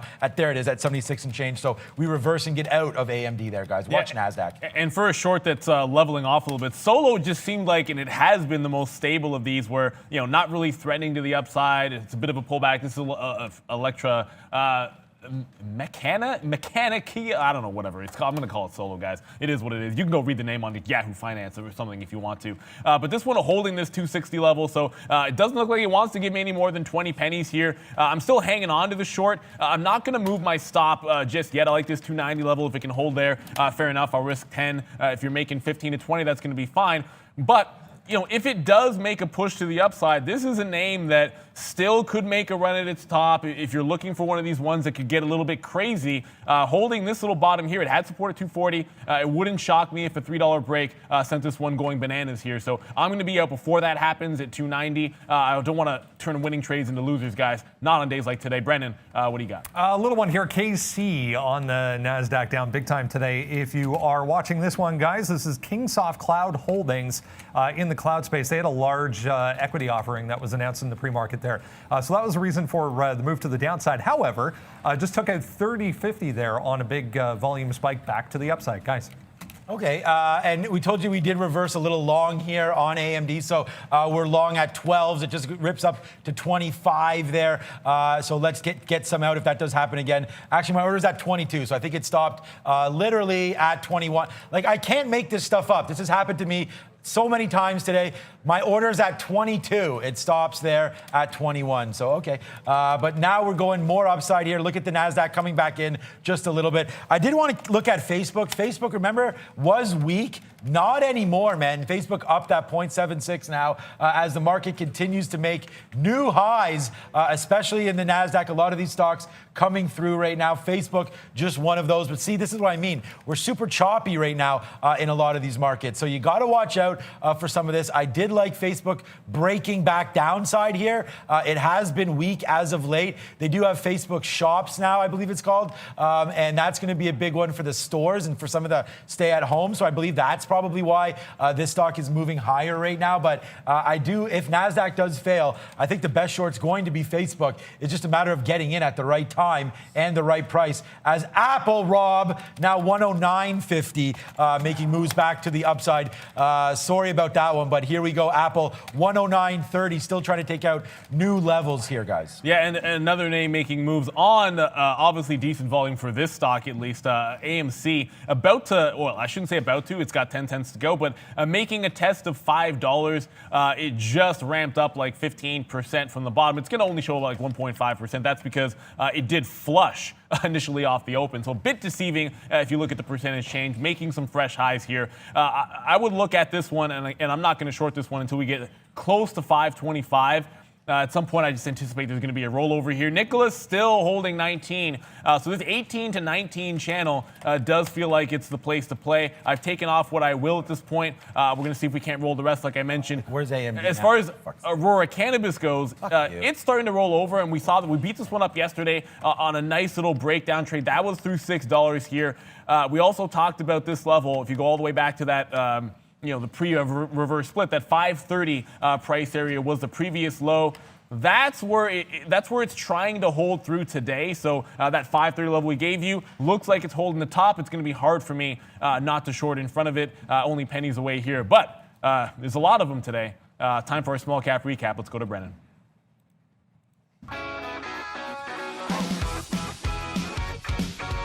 Yeah, to say the least, a lot indeed. Let's have a look at a few that we're moving around. One that we didn't even talk about, INO. No additional news on this one, but it's had a couple of days to the downside after this move higher that we mentioned at the beginning of last week. So still on the radar a little bit. Just watching this 1550 area, which was a bit of a shelf in the pre-market. Also came into play yesterday morning as well, 1550. So missed an opportunity. Some offers up there in the 40s didn't get hit, but nice look on INO. Gave you a couple of shots to the downside this morning. Let's go over to, the one that I picked was this Solo, which was very obviously weak in the pre-market versus the rest of them. $3 up here, give you a shot at 290 or 289 there, and just before the open, all the way down to 255 now for Solo, that little Canadian electric vehicle maker, and NDM as well. 220 had some news in the pre-market here as well. 220 on the daily chart, very obvious level. Took two shots at this all the way back to 150 now for NDM. But yeah, lots to deal with in both small cap and micro cap world today, guys. Back to you. Yeah, I mean, making that distinction for the first, it's not the first time, we've done it before on the show, but certainly going to be important today. I'll go back over to Nicola. I was going to show you, I just got into that, into ACB in front of that 530 level that I was mentioning, so I do have a 28 short of the 30s level. If it breaks it, fair enough. But once again, Nicola tests 18, and once again, it runs into a bit of resistance. It snapped through, got like a few pennies, and then jumped right back up on the bid. At this point, I have nothing to change. If it broke 18 and my stop had still been at 1950, I would have slid it down. But because I've already moved it to that 1915, we'll just let these run. I'm anticipating I like a $17 area. Again, that's going to be the structure of the trade. I would have given it to 16, but that all changed when it showed a little bit too much strength. So for now, I'm going to hang on to this last third of Nikola, hoping for about $1.50 to $2 in terms of profit if it bounces at 17 even. ACB, like the second I get into it, man, this one's being strong today. But that was the level I looked at, that 530 from yesterday. So if it holds that top one time, two times, and I have a chance to get in, that's just a trade I'm going to take. If it breaks through, it's just one of those things where it's a momentum play, breakout to the upside. I'm not going to be holding any longs in ACB, but I will reverse into a quick one that maybe takes me like 10, 15 cents worth of a scalp. I would have held the short much longer than that, but the long play I'm not as confident in, but I'll take it just on a pure momentum play. Okay, guys, and I hope that you're not as bad luck as me here, but you may just be. We get out of AMD here as it breaks through the top, and then it drops 70 cents. So this has happened to me like 3 or 4 times today, including on our Nikola short as well. So AMD, like I can't do it any better than this, but we do get ticked out. So it's not a great trade at the end of the day, but we did have all of these shorts. I just hope that you enjoyed the shorts and still have them as the market coming off right now. We also tried to get Apple shorts as well, so and that did not work. But here comes AMD. Damn it, you may have heard me use some curse words under my breath there because, man, we had loaded this up. Like, this would have been the biggest position by far today. And yeah, it was the biggest position, but we did get hit out of it as now you come crashing down. This is just the luck, man. But guess what? That's trading. I've been doing this for so long, and you've seen this happen all of the time. But hey, that's just what happens when you're doing this kind of stuff. Like Nikola, same thing. 19 happens, right? We get wicked. That's it. We're out of that short. Even though we've loaded it up right here at 1850, we'd be monstrous right now, but we get ticked out. And that's just what happens. That's trading. That's life. Let's try to find the next trade for you guys here. I'm still on AMD. I'm going to try to pick the bottom. If we do crash through, then yeah, I may crash later on today at some point. What's up, Brendo? I remember this one from yesterday, guys. JKS, Jinko Solar, to the downside today, but nice move up here from the open 32 back to 33.5, which was this consolidation from yesterday afternoon. But remember, this had a huge move from 28.5 up to 33.50 yesterday. You can see on the daily chart. So JKS strong again today, guys. Well, another move up, and again, it'll be deceiving because it did have a flush off the open, and you got tricked if you were into that short initially because it's a hard reversal. Now we show you guys wins losses. I'll show you an embarrassing chart up here. I talked about American Airlines sort of shorting in front of that 1205. It did have a bit of a flush. I got into position. I showed you that there was a buyer that got broken at 80. I jumped into the short, and only to see another one step up like 2 minutes before the open on massive size. That got filled as well. I'm like, just get out of it and regroup. Shouldn't have regrouped. Probably should have stayed in the short. Obviously, you're going to see it flush to the downside here. What's interesting now is this little previous pre-market bottom is holding up a little bit at 1165, 1170 is a bit of a resistance level. So AAL has already come back and seen so many of these names do so. A break through 70 does look interesting for a breakout. So watch this airline to the upside. We have UAL on our watch list, but it's the entire space that was in play and under some pressure today. So it doesn't really matter what you pick. We always try to say if you have a good read or you have success on one of them and they're going to move in lockstep, just stick to the one that you know. That's why I always go back to American Airlines. Yeah, we're actually, it's funny you say that because we're going to go right now to Microsoft right here and see if we can't get this going downside right now. We are going long on Microsoft, but we're just watching to see what these futures want to do here. Our breaking spot will be somewhere around here, 202.80 or so. But right now we do have the shares on board, so let's see if Microsoft can retrace a little bit back up side there. So right now we're watching this one as the market keeps falling down. I'm still so pissed about AMD, but we got to move on and try to find something else for you. So Microsoft right now coming near side to this level, 202.50 or so on Microsoft is going to be a good little look here. 202.75, 202.50 or so. Microsoft coming right to that level, but we are long. We're not long a lot, but we are dipping our toe in right now to Mr. Softy. Yeah, and yeah, you got me, JE. You got me. Much like what was a good stock was at Pola. When you put a stop at break even, Just because there was a breakout at that price, it doesn't mean it's going to be a significant level. Sometimes it's true, and then sometimes it's not. I end up getting wicked out here. This level here, the actual previous pre-market low before the open, that's what holds up, and the JE tries to go back up again. It's still going to be 60 to 62. That's the price range that it would have to break out before I think things got really, really ugly. But I can come back over to what was a great stock yesterday. Kind of hoping here it'll be not necessarily as good. We'll try to floss this one off if we get a bit of a break at 520 on ACB. Now, double top at the 530 area on a 1 minute, but that 530 was also previous pre-reverse split low.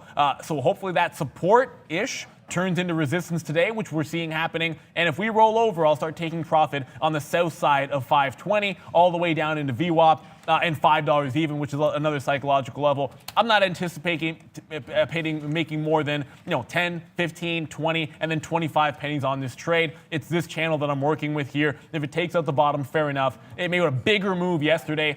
Day 2, I'm not expecting as big of a flush. But that's the plan here. There we go. ACB to the downside. So you can put that one in your pipe and smoke it, or just go up and smoke. Haven't used that one in a while. We have some better theme one, but I said smoke it, so let's go with that one. Yeah, CGC was another one that we were looking at there, and it's looking like it wants to bounce as well, that CGC. But right now we're invested here into Mr. Softy, so we won't look at that. I just canceled an order there, I think. We'll wait to see if Microsoft is trying to give it up now again. 202 down here, 202.50 should be our out here for Microsoft. If it does go down that low, we'll wait to see. But here it comes now. Thank you to Cameron as well right now for that $50 super chat, big time. Thank you, my man. Hopefully, if there's any stocks he wants to look at, put them in. You've been supporting the show for the last couple weeks. Thank you so much, Cameron. You and Matt Murphy definitely have our eye. Thank you so much for that. Cameron, are we ready for Valeria? If so, what's up, V? Brendan, what up? Yeah, a couple things, guys. Let's have a look at NET. I was just noticing this move in NETE. We're talking about this one in the pre-market, guys. 17 up here.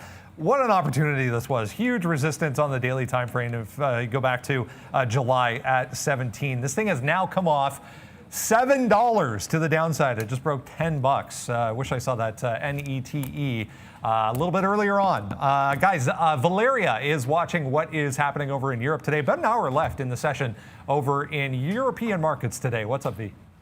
Yes, Brandon. Cine World is down more than 11% as it swung to a loss. Back to you. Great stuff. We'll check back in with Europe coming up at 11, guys. Yeah, that oddly enough on that NETE, I think my approach today was just basically to sit there and say group all of these parabolic moving stocks into like two categories. The ones I will short and the ones I will try to go long, and then try to stick to that plan. NETE, I put that in the category of if it gives me a 10 even hold, it could be a bounce play. You'll see what happens. It does break that. It does break this low and then immediately halts. At that point, the only thing you can do is it's got to break to some fresh highs on the reopen. It doesn't happen. That's not a long. So you're going to see me sit on the sidelines with NETE. I do have some shorts on right here. One of them of ACB. Now in the money 11 pennies. I took only a little bit out when it made that first break. But Nicola is continuing to slide back down. Running into a bit of trouble at that 18 area, so I'm still hoping for a push down to 17, and we get a nice one on that. But the market is sliding southbound here, so hanging on to some of the shorts that we have for the time being and looking for some breakups. If AEL wants to break that 70 level I talked about, if the market starts rebounding to the upside, that's a level I'll take for a long. Yeah, and by the way, it basically just happened again here as Microsoft goes down to 202.50 before bouncing back up, and we did get out, but we just got back in, so 202.60 or so to the upside. I'm so pissed off about AMD because we were hella short up here, man, and then now you're just falling like crazy. So we did call this short in the marketplace. The market's not going to be a good place to be right now. There's a lot of profits coming out of this market, as you guys can see, and we just continue to fall south side.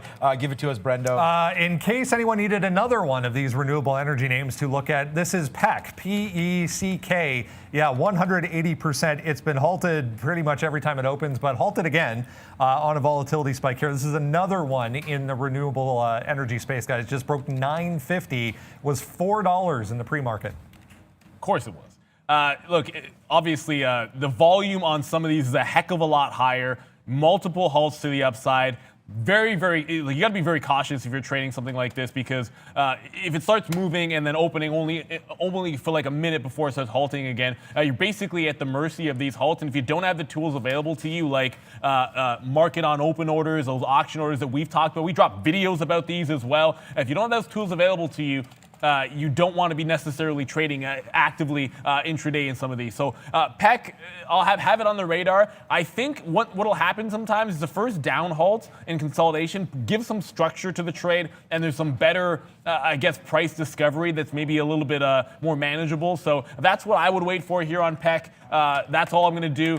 But I'm going to hang on to this short here, guys. I just got a little bit more out on ACB, so arrows down. For this cannabis name, at least, more shares out here in what was sort of the opening price, or sort of this opening sort of runoff here at 9:30. Just got some out at 11. That's a 17-cent win. I plan to be all flat if it breaks through $5. It's just the way it goes for me. I'll take some more out around VWAP here.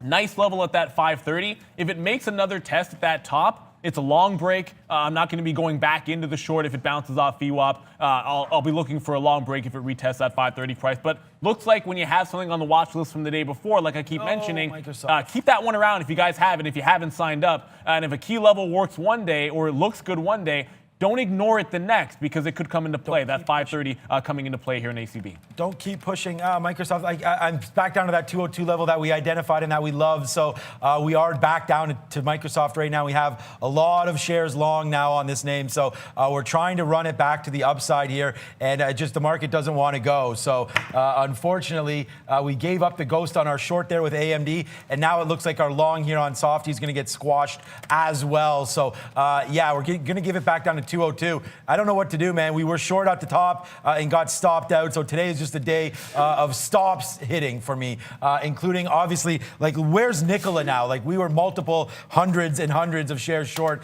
here, Nikola, right at this spot right here, and then got stopped out. And now that would be huge in the money. So we just got to keep absorbing right now. And hopefully this NASDAQ will bounce. We're at a very key spot, man. 10,800 right now on the NASDAQ. So that's a little level right there as we go. I know it's been a tough sled, so we'll see how high or how low some of these names want to go right now, as the NASDAQ definitely pulling off.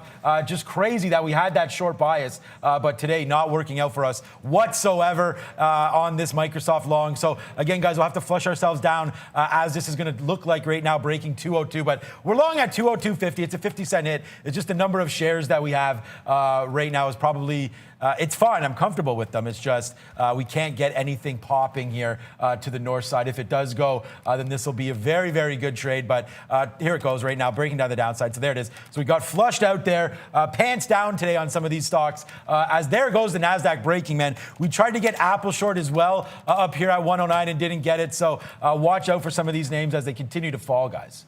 Yeah, I'm going to hit the bullseye action, because every now and then you get one of these retracement plays. And, you know, I did mention there was bound to be one of these names that would be a little bit stable today in Solo. A couple I mentioned, Solo ended up being the one. So the short that just gave you no trouble all morning long. That's why it was the only one I had in the pre-market. I just got out here at 56 or 57, sorry. And the previous closing price was 256. When I take these plays, if I find a level to short off of, often my last target is going to be right around that previous close price. If it wants to go further, fair enough. This stock in particular, you go to the daily chart, it's just had all kinds of buy support at 240, 245, 250 for literally weeks, actually months here, going back into August. So to expect it to go too much further, I think that's being a little bit greedy. I'm not going to, so keep blowing my mind, Solo. Thank you for that win. And if you know that reference and you are the biggest R&B fan of all time, great group, by the way. But SPI, which I sort of said I would stay away from today, ignore this wick.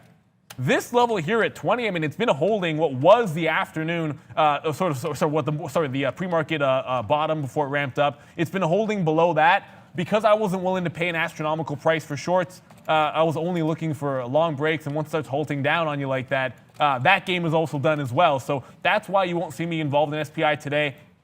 Back into ACB, back into Nikola, some of the things that we know and trade a little bit more actively on the show.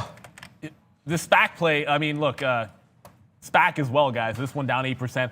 Watch out for a 1250 break. It's headed towards its bottom. But it might be SSR when it breaks that level, so short sell restricted. But if that flood goes to 1250, could be a momentum play to the downside on SPAC at 1250.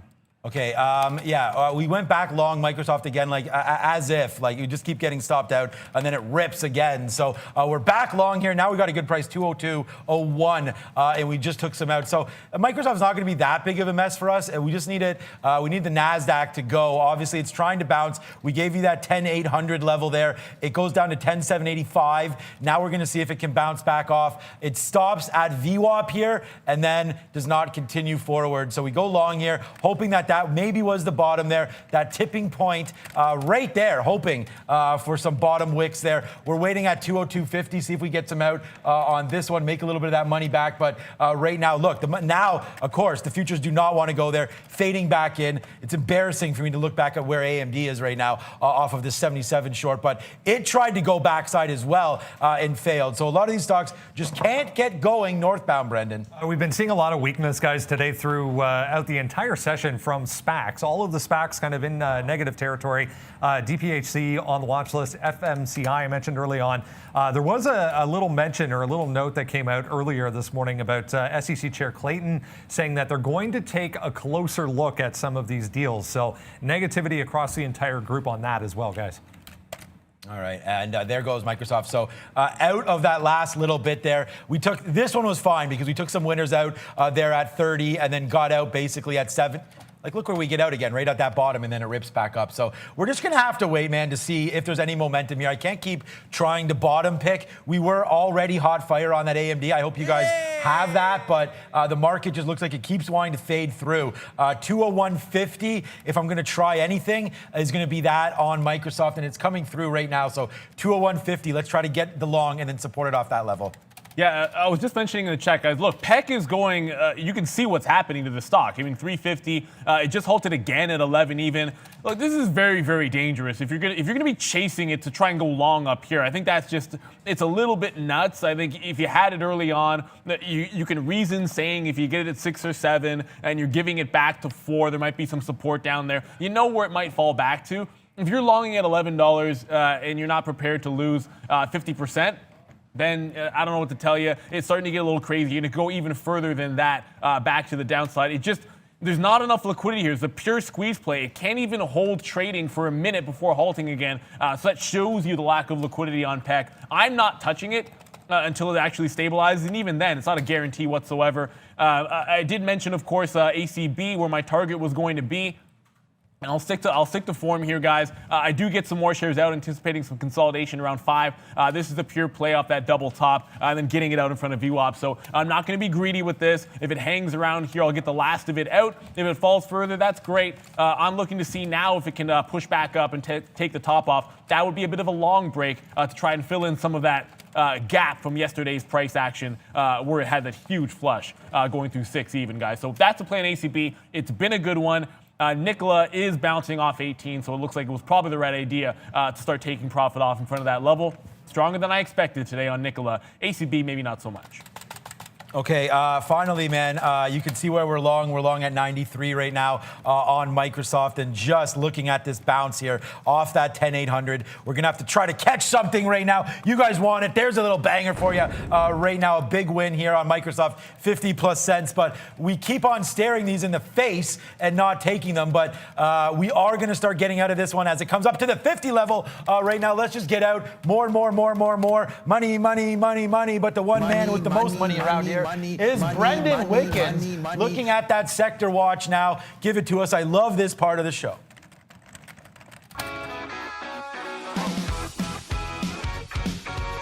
Hey guys, yeah, let's have a look at the S&P 500. Just saw a note saying energy stocks were the worst performing group on the day, but I was wondering if industrials might have taken over. But yeah, energy, big time weakness here for the energy group. Keep switching on me, but OKE, Halliburton, FTI, NOV, all 2 to kind of 4.5% in negative territory. Big move down in crude today. There's some demand concerns, OPEC concerns as well as far as production. So have a look at energy stocks moving to the downside today. Overall, 0.18%. So, I mean, the move is not huge as far as to the downside.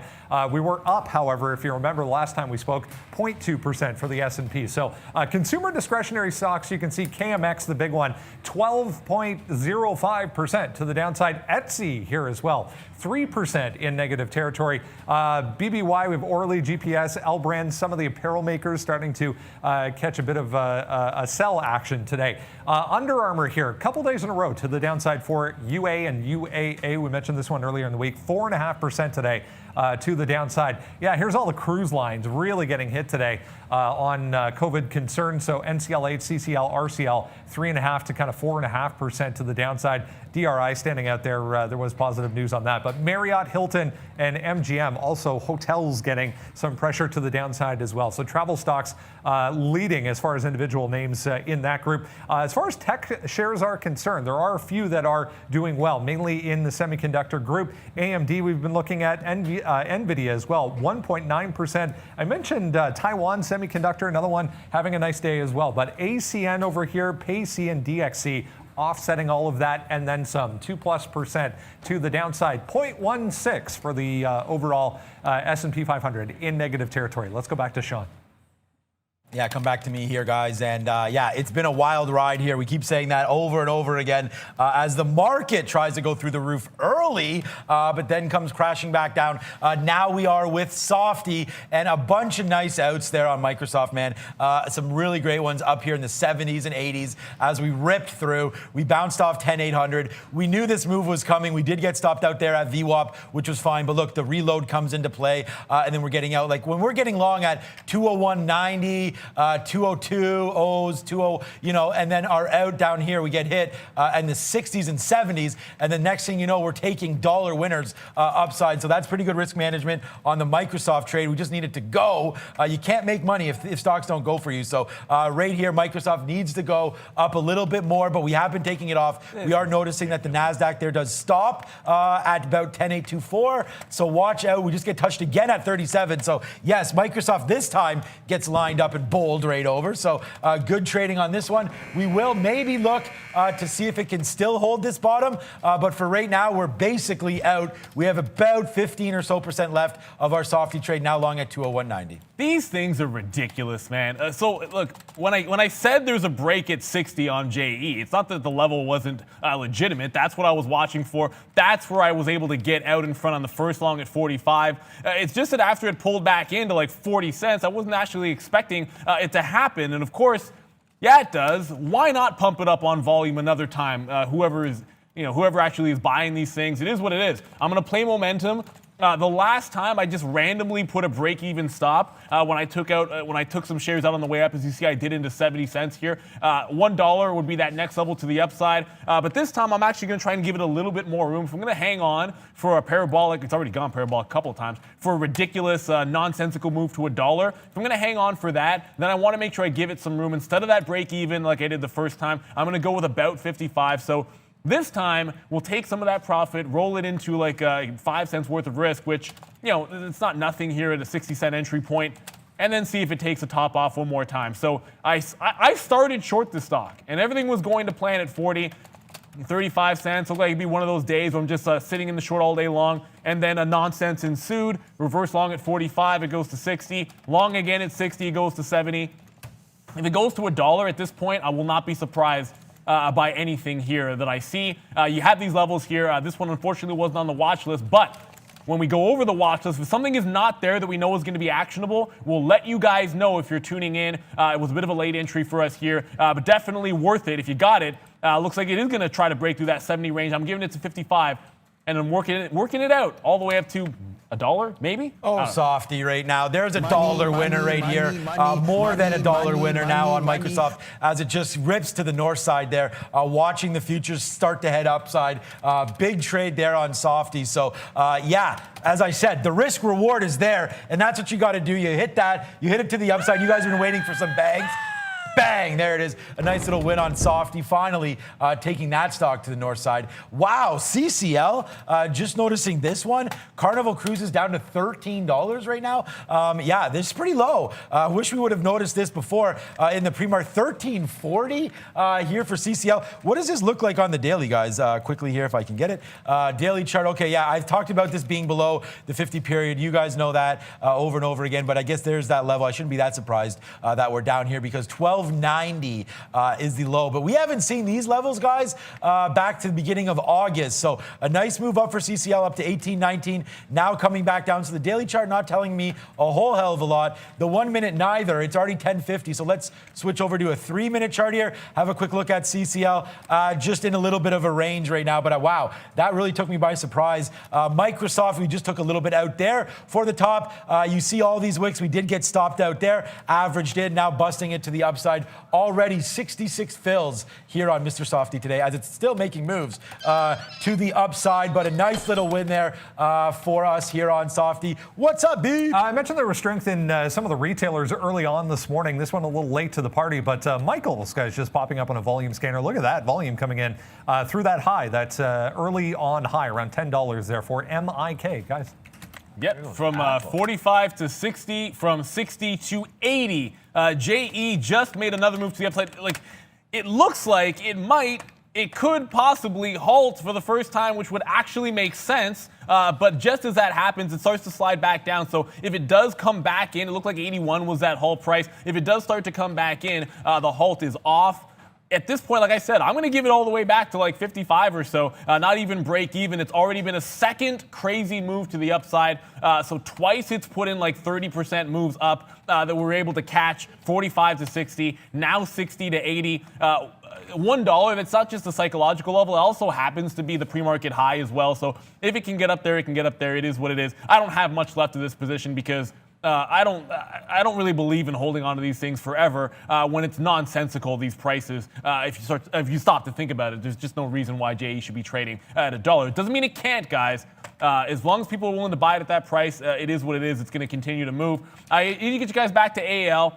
I talked about that 1170 level. I just got triggered into it, but immediately slams back down here. So I'm only really willing to give this back to like 1145, 1150. I thought if the market heads to the upside, I like this potential breakout. I did miss the short this morning.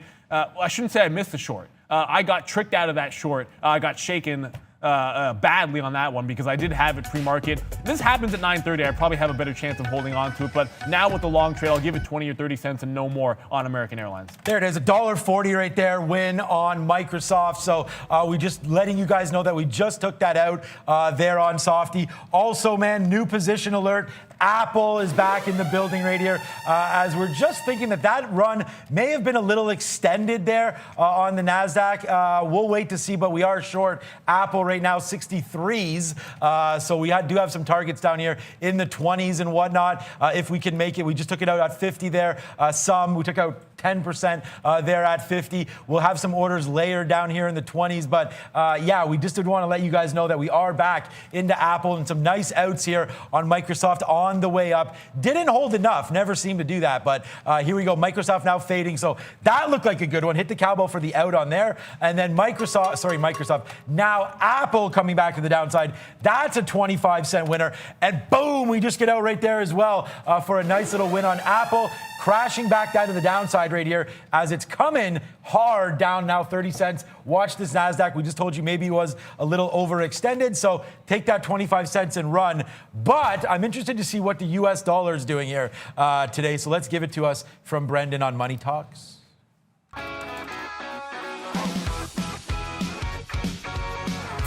You'll be happy to know it's moving higher, Sean. We still are seeing some U.S. dollar strength, so a lot of these going to be in negative territory once again. I mentioned that kind of top end of the range that the U.S. dollar index had been kind of bouncing against the past couple of days. We're testing higher now, so breaking out of it. So yeah, a lot of these in negative territory once again, including the euro down 0.2%, Canadian dollar 74.6 once again, so back below that 75 level that had been struggling with. The pound, the only one kind of hanging on here.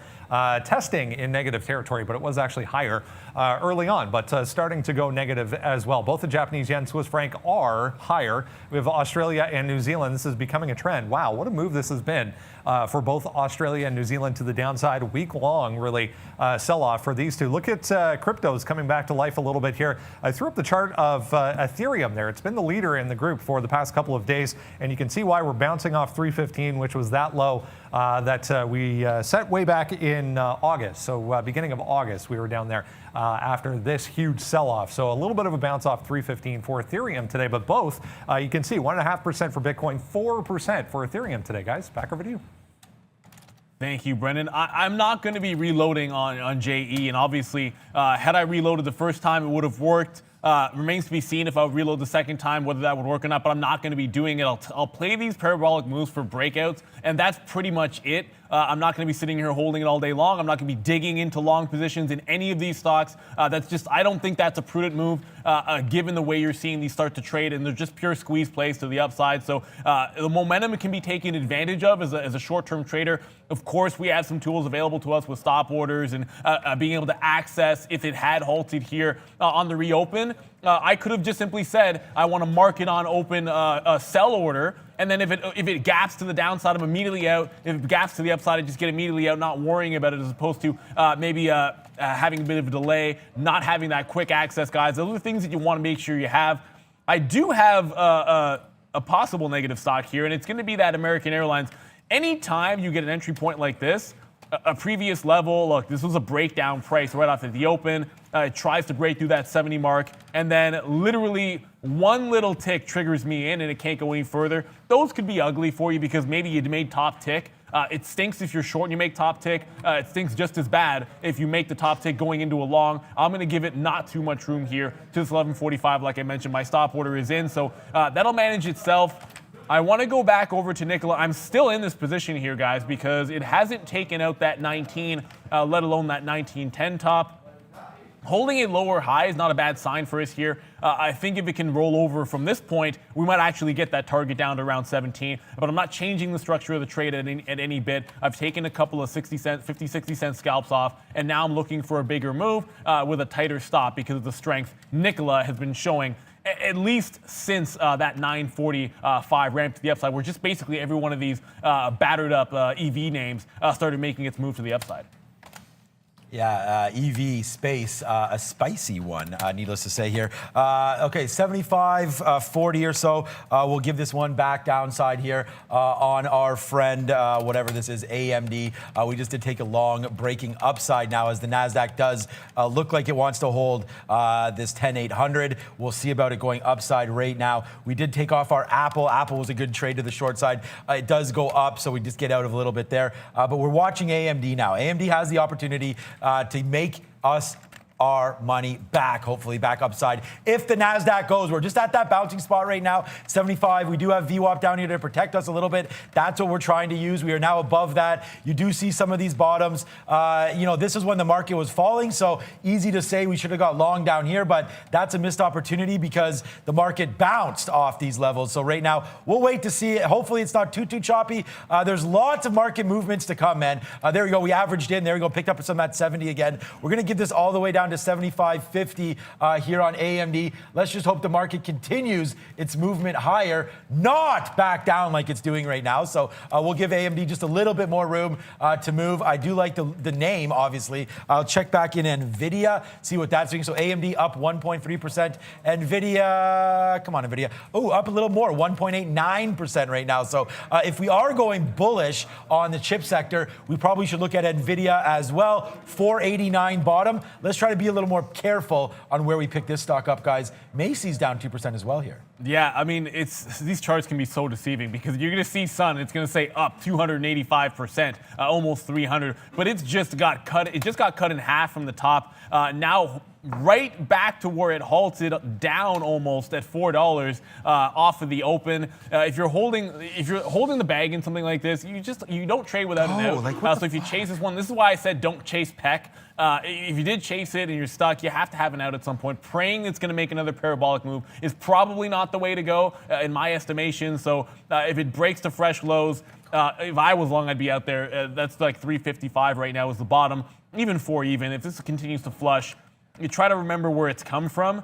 This was a $1 stock before that ramp up in the afternoon yesterday, and it gave everything back before gapping up. If it breaks $4, it's just not crazy for us to come back next week, and the stock is trading at $1.50. So you should not be surprised if that happens. If I was, like I said, you got to have a stop somewhere, $3.50 or $4. Both those make sense to me if you're looking to be in sun. I don't have it. I said I might not trade that one today, and sort of stuck with that.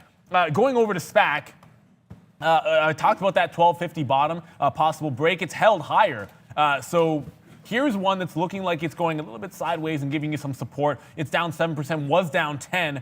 If there's going to be a ramp to the upside, this is one of the more stable, if you want to call it that, in terms of the way it's been trading lately. So might be worth a shot here in front of that 1250 level if it gives you another test lower, maybe bouncing off this 75, that higher low. So SPAC's on the radar for a potential long trade. American Airlines could stop me out in 11 cents, 10 or 11 cents further to the downside here. That's a long that I have on that hasn't won so far. And AAL, maybe a bad entry, got top wicked on that long trade.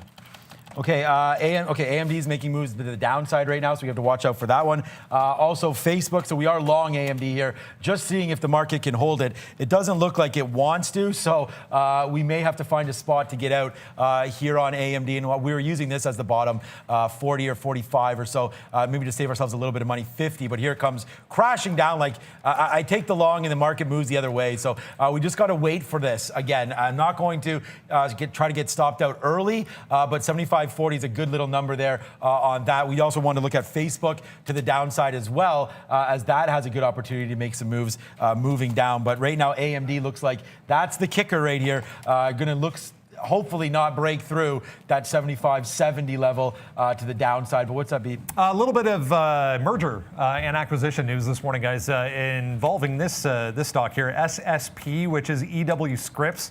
And this is backed by Berkshire Hathaway. So a $2.65 billion deal to pick up Ion Media, which is a privately held company. So EW Scripps buying Ion Media for $2.65 billion, backed by Berkshire Hathaway. Ion, though, a privately held company. But that was a move, if you're wondering, on SSP. Guys.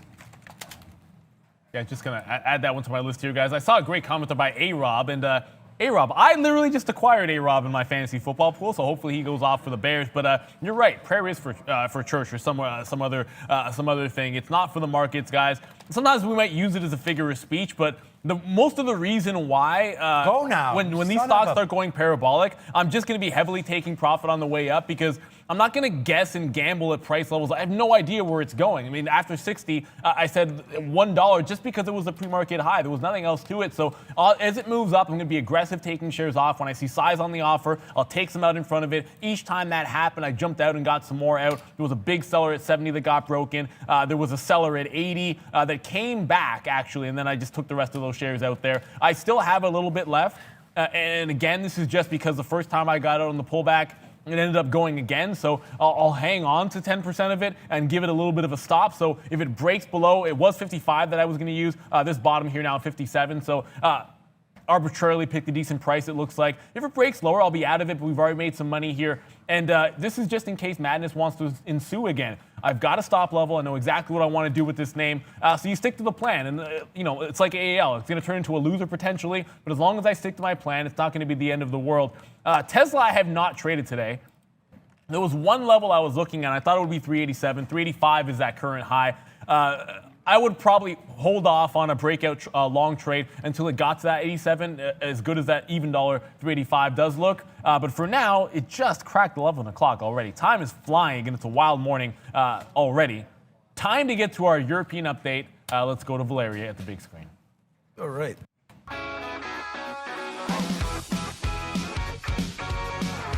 Hey guys, welcome to the European update.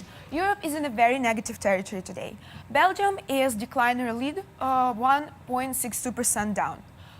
Germany is down 0.76%. Italy is down 1.19%. And Britain is down 1.44%. British Cineworld is keep declining and said that it might raise more money if it will be pushed to close theaters again. That's all with Europe, and I'll keep you updated. Back to traders. Thank you very much, Valeria. Nice little camera look we got going on there. I feel like obviously things have been moving pretty fast, so haven't had as many opportunities to update you guys on some things, but I think why not remind you what is coming up. We do our educational series. We taped some yesterday. We're dropping another video today on our Market Wisdom channel. This one is going to be Sean's biggest winner. Now, he already told you it's going to be on Tesla, but I think you're going to want to make sure you tune in for this one because I've been trading a long time. I don't think I've seen a move like I saw in Tesla, the one that Sean's going to be talking about. So tune into that. I think you're going to enjoy it. Always try to learn from others because it's a heck of a lot cheaper than learning in the real market. So take advantage of that when you can. So check that video out when it gets dropped. I want to I do want to actually come back to that Sun W. It is making a bit of a bounce play here, guys. So look, you can sit around and hope that it's going to bounce. And for anyone that was holding the bag, yeah, it just gave you another $1. That is what it is. I think as long as you have a structure going into it and you sort of fit it in with your risk parameters, I think you can be okay even trading some of these crazy movers. But if you're just praying for a bounce and holding it like $7 or $8, I mean, that doesn't seem too prudent to me. It's just not something I would ever do or suggest that anyone do. I want to come back to Nicholas, the short that I do have on and still am hanging on to. It does feel like, you know, this 18 level, again, it's going to be putting in a bit of a higher low on this little bounce. It got down to like 1760, where maybe I should have taken what would have been like a $1.30 profit on the last entry. I was looking for a little bit more. You can see I've been waiting at 17 or just in front of it for quite some time now for it to make another flush. I'm not going to be moving my stop. If it breaks 1760 here, and then tries to and fails to get through my order, at that point I might move my stop to the 18 level, thinking, okay, fine, it doesn't want to give that bigger move. I'll lock in $1 worth of profit. But for now, if it's holding the top end of the range, it's got to break out and go through that 19, 10 or 15 or so. So I am risking turning this into this last little bit into like a 15, 20, 30 cent loser, depending on slippage. And by slippage, I simply mean this is a Nikola level 2.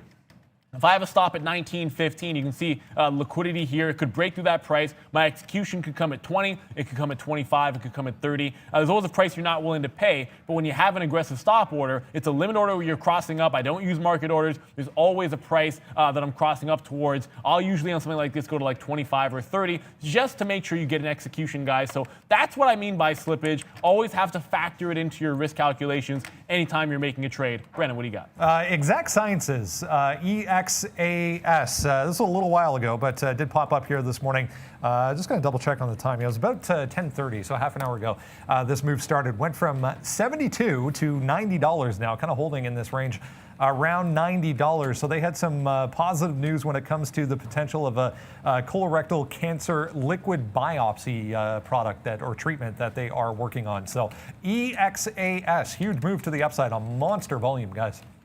Yeah, and it actually, halt mechanism worked at this one, apparently, here at 85. Look, this is obviously thinly traded. You can see here on the level 2, but at least you can say, I don't like the term real company, but it's a little bit different, I think, from some of the other names that you would have watched before. So a little bit less risk if you're hunting for a level to go short at on a bit of a pullback play. I think the retracement is usually the way to go at this time of day, and that's what I try to do on some of these names. So I kind of look at this, it was previous level. If you look at this like 93-ish area, some resistance at 100, but when it broke down 93, the momentum came back into the stock. So if it ekes up a couple more bucks here, starts to roll over, might be able to work it off of a 93 high to the short side. Like I said, the spread is opening up a little bit. So in this name, wow, you do have to watch out for slippage because 50, 60 cent spread, let alone how deep you have to cross for your stop order. So it looks like it would be a little bit safer of a play. I haven't jumped into it yet, but it's now on my radar.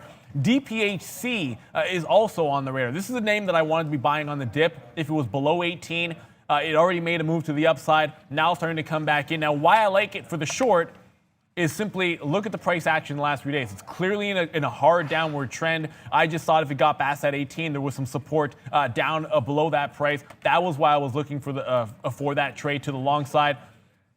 It got terminated, failing to break through. It's a failed break through the high of day. That's a weak sign. Now you have support here at 2050. I'm looking for a 2050 break. That's a pure momentum play to the downside. I wouldn't be trying to hold it below that 1850. I'll get some out in front of 20. I'll get some out in front of 1950. So 2050 on DPHC. It's short sell restricted because it's down 14%. And obviously has been doing multiple down moves. Significantly higher than 10% to the downside, so it's going to stay short sell restricted. Means you can't hit the bid without an uptick, but we'll try to get shares anyways. 75.82 here on AMD. Yeah, just watching to make sure that our AMD trade. Yeah, I mean, the market rips there. It doesn't really go. So 75.85 there. We're long 77. It's not the end of the world, but we are going to try to use this bottom here as a break spot there, 40s. I hate using these stops, but I can't do anything if the market doesn't want to go with me. So that's going to be a problem here on AMD. I'm trying to give it some room to breathe, but it doesn't really want to. It just wants to breathe down my throat right now. Okay, that's AMD not really working out for us, but we'll wait to see on that one. Let's check back on Square. We did have a great long on that. That's a money-making stock for us today, but now it's fading back down. The NASDAQ is really in trouble here. It does get a bounce off at 10,800 there, but now it doesn't look like it wants to extend further. You need to take out the highs. I mean, even though Square is a New York stock, you see it .NY, obviously it's in fintech, so we do have to, oops, that's Bitcoin. Some trades on Bitcoin today, but not really moving. I know Brendan just discussed that. But here we come to the downside again on AMD, just trying to hold this level 50. And if it doesn't, then yeah, we're going to have to get out at 40, but it's trying to hold here. And we're long at 77. So yeah, look, I mean, here it goes. Just keeps pushing down, man. Hopefully the NASDAQ can stop this momentum to the downside at 10,850. There it comes. So we're going to get flushed out here in about a minute once it does break through 40. Almost there at this spot, and it's going to break, and then we're going to get flushed out of this trade. So another one here, flushed down the toilet, as yeah, I can't pick the right direction today for this market, but at least we're in here trying and failing today, as the NASDAQ is just too choppy right now. Because I just got out means it's probably going to go back up, so this may be a good long for AMD, guys. Yeah, and as usual, there's so many of these stocks today where we're a day trade of the world, so we do have, when I talk about borrows and locates, we have a wide list of symbols that we're able to go short on for free. They're easy to borrow. That's the term that we use here. But there are others where we might have to pay for those shorts because the demand is high and there's not a lot of shares available to be lent out. DPHC is sort of one of those, but a reasonable, it's only like a couple of cents per share to short this one. So for $20 stock, yeah, that's obviously going to be worth it. So I just went ahead and made sure that I had these available, because the worst thing that can happen is you get a fantastic breakdown of a level like this, and then your order goes out and rejects because there were no available shorts. So got those locked and loaded, now ready to go on DPHC. Brendan, what do you have for us? Just looking at this GLNG, if anyone has come across this one today, down 24%, was more than that, 750, a bit of a base there, but huge move to the downside today. All I can see is there are some bribery scandal accusations going on. As far as this is a little tiny natural gas, liquefied natural gas company that's actually moving sharply lower over the past couple of days. 14 high just 4 days ago. We're down to 750 for GLNG, guys. Okay, we're going to try. I don't know if we should try AMD one more time here, or do we want to? Well, we just did. We're in it now. It's crazy because I just went and got some water a little bit there. And of course, our Facebook does crack through that 248.50, which is kind of a level that we did like. And look, I see, obviously, yeah, I mean, people are saying it's a red day. Yeah, it's a red day today for me. And that's just what's going to happen. I mean, you can't, and we talk about being honest. I'm doing an interview later on with Benzinga as well, all about the journey and the struggles and everything that's coming. You can see my trader journey before as well. Look, you can sit here and trade and just Mickey Mouse yourself around, but the point is, if you're trying to make money, you are going to have red days, man, and that's going to happen sometimes, and today it looks like it's one of those days. But now we take a little bit more here on AMD, as now it's starting to get to the upside a little bit, so we have this trade. Let's see if it can go upside right now. We're long AMD at 75.50, trying to make some moves now. Let's see if it can go upside now on AMD. Of course, it stops there at 80. We're looking to get out the same kind of areas here, 80, 85 and whatnot, but back to the long. We got to keep our head up. We got to keep on grinding, and that's what we're going to do, man. That's what we're here for. Interesting thing to note, though, is the fact that we are getting close now to lunchtime. So you got to watch out for that 12 noon spot coming here Eastern. Even right now, it's getting a little spicy on the volume side. So watch out there. What the hell was that? A whole bunch of orders just lined up here on AMD. So I go long and I get all these orders packed up on the offer. Oh God, just one of those days, guys. Yeah, speaking of, you say spicy, you say lunch. Lunch, man. I mean, you make me hungry around this time. Bad segue here to ACB. Maybe this will make you hungry too. But it looks like it's going to roll over one more time. So I was going to give this only to 5 even, but fortune has sort of shined on me here. Never took my last bid out. So I'm still only holding about 20% of the position left. But if it's going to not maybe even test that 530 where I take a breakout long, let's look to see if we can't roll this past a 5 even break, and then maybe it is going to test down towards the low. So there is a chance you can get a 10% move on the last little bit of these shares. I just feel like the fact that it held here at 520, a bit of a bearish sign for ACB. So let's roll these a little bit further than that 5 even target and see if we can't run the last of these shares down into the 480 range. Still going to be out and reversing long at 530. That plan has not changed. Brandon, what do you got? Recent high flyer on the vaccine side of things, guys. Vaxart, VXRT, huge move to the downside yesterday from $8.80 down to $7. Actually, end of the day, lower than this, but the aftermarket is off my charts right now. You can see today another 10.4%. There were some rumors floating around yesterday that the company has actually put on pause their work as far as getting a vaccine together, or potential COVID-19 vaccine. So another day to the downside for VXRT, guys. All right, VXRT, Vaxart. We got to look at some of those vaccine names from my side of things here anyways. AMD, good trade, breaking back through 50. Look where we get stopped out. It's unbelievable today. You guys talked about that, and thank you so much, Jerry, there. Where is he? Here he is right here on the super chat, $20. Cookies, chocolate milk, coffee, all of that kind of stuff. Thank you so much, but the super chats don't go in my pocket, so we will wait to see if we can make some money back. It's just bad luck today. I mean, there's nothing else that I can really attest this to. You're going to step up to the plate, and you're going to swing, and you're going to miss sometimes, right? And I mean, it is just what it is. Brett Favre holds the record for most touchdowns and most interceptions, right? Shout out to my boy Lenny Wilkins as well on the coaching side. Most wins, most losses. But right now, that's not the case here at all.